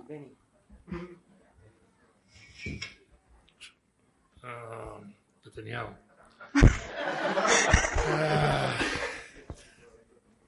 Я думаю, что если каждый народ достоин своего правительства, I think that if every person is worthy of his government, то у нас еще все не так плохо. then we're really not that bad off. Но еще один такой глава правительства, But then there's another head of the government. и у нас не будет государства. If another head of the government rises like this, then we won't have a government. То есть это человек, который искренний, This is a person who is sincere. он верующий, He is a believer, но он боится всего, but he's scared of everything. больше всего Америки, Most of all, America. и он боится Америки больше Бога. And he fears America more than he does God. И это большая проблема, And that is a big problem. самая большая. The biggest problem. А так, в остальном, он действительно хороший, искренний человек. But other than that, generally, he really is a genuine, sincere person.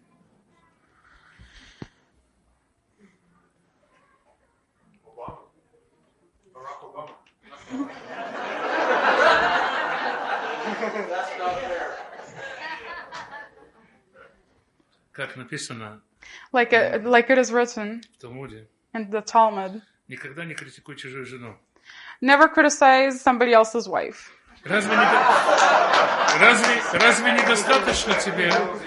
недостаточно тебе того, что она чужая? Is it not enough for you already that she's somebody else's? Поэтому я не буду претендовать вашего президента. So I will not speak about your president. Я благословляю Бога, что это не наш президент. I bless God that he is not our president.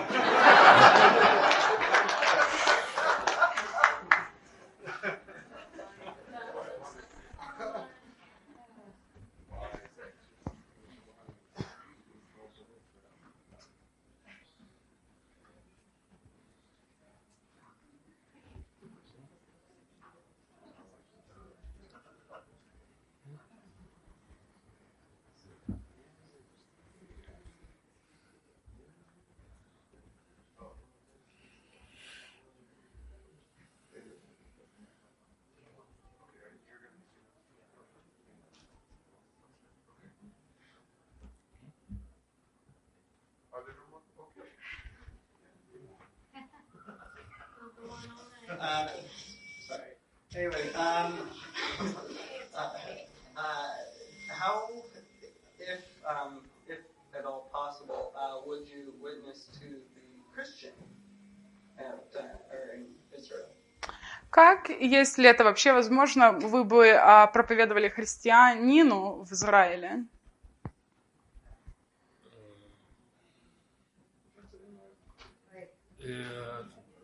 Я думаю, что как бы, если это и получается, I think that if that is even possible, это как бы получается вынудить его задать себе определенный вопрос.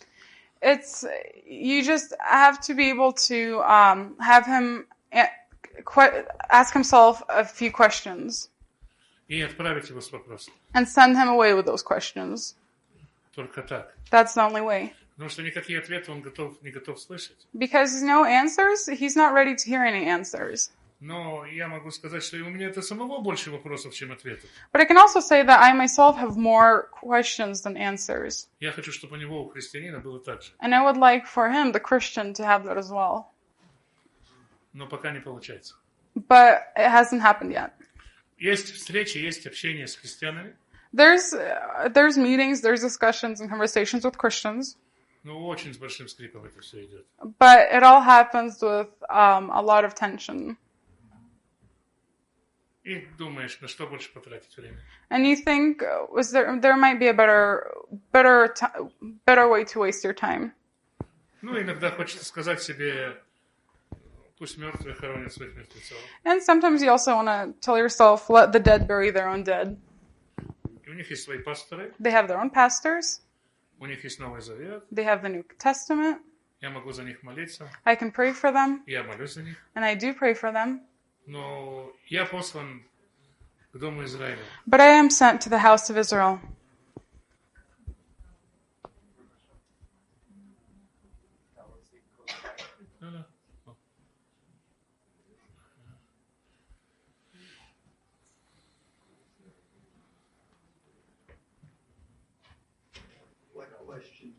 ask them? Какие бы вопросы их спросили? Христиан?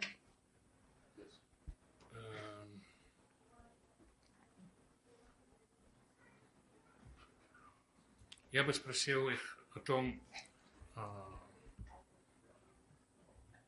как работают те вещи, в которые они верят, что они работают. I would ask them, how do those things that they believe work? Они говорят о том, что Бог смотрит на них сквозь жертву Иисуса. They say that God looks at them through the sacrifice of Christ И не верит, и не видит их грехов. and doesn't see their sin. Они говорят о том, что Бог автоматически сразу же прощает все грехи. They also say that God automatically forgives all their sins. И вместе с ними, сидя вместе с ними, And with all that, я могу попытаться составить портрет Бога, в которого они верят.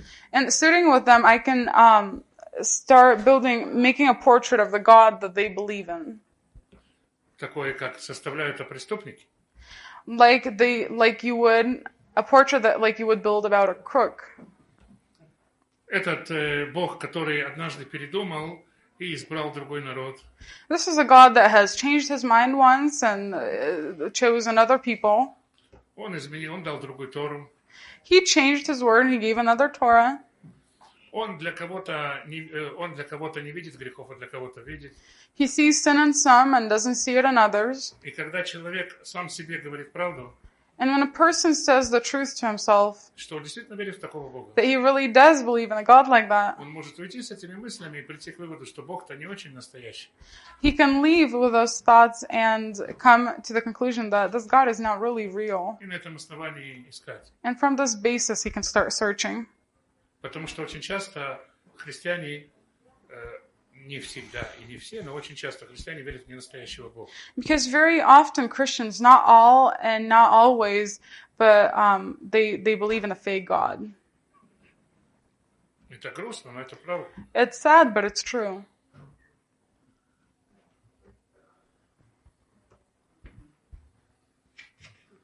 When you go to a Russian church, what kind of questions do they ask you? Когда вы ездите в русские церкви, какие они вас задают вопросы? Окей. Число 666. All right, the mark of the beast, the number 666. Какой длины юбки сестрам носить? What length the skirts of the sisters should be? Надо ли сестрам носить чулки? Do the sisters need to wear stockings? Надо ли сестрам носить косынки? Do the sisters need to wear head coverings? Можно ли сестре во время нечистоты приходить в церковь? May a sister come to church during her womanly cycles? Они очень большое внимание уделяют сестрам. They spend and devote a lot of time to their sisters. Наверное, любят. They probably love them. Но большинство вопросов вот именно об этом. Не было еще церкви. But most of the questions, that's what they're about. There was not a church yet. Где бы мне не показали, вот у этой сестры достаточно длинная юбка. When somebody wouldn't say, the sister, is her skirt long enough? Это, к сожалению, ситуация. То есть церкви интересуют юбки. That, unfortunately, is the situation. So the churches are very interested in their skirts.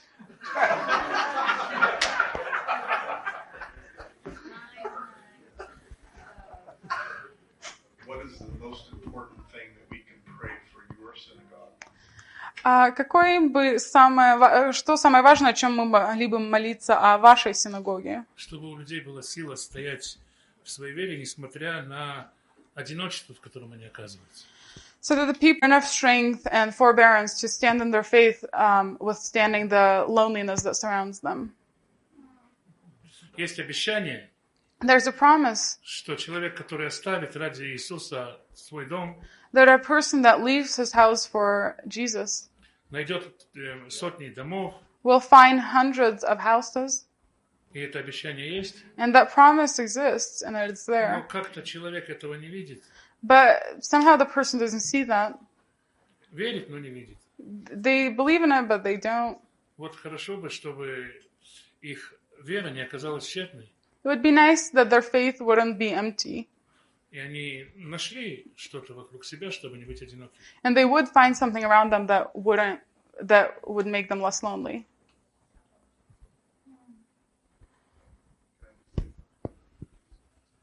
It's not a question, but I I just want to say to you and to your congregation, he who walks and weeps bearing the precious seed, surely will come with rejoicing. Sorry, could you repeat the actual statement? He who walks and weeps bearing the precious seed, surely will come with rejoicing. Это не вопрос, это как пожелание. Тот, кто ходит и носит... Сеет в грусти и пожнет в радости. Yes. Yeah, thank you. Amen. תודה רבה. Thank you.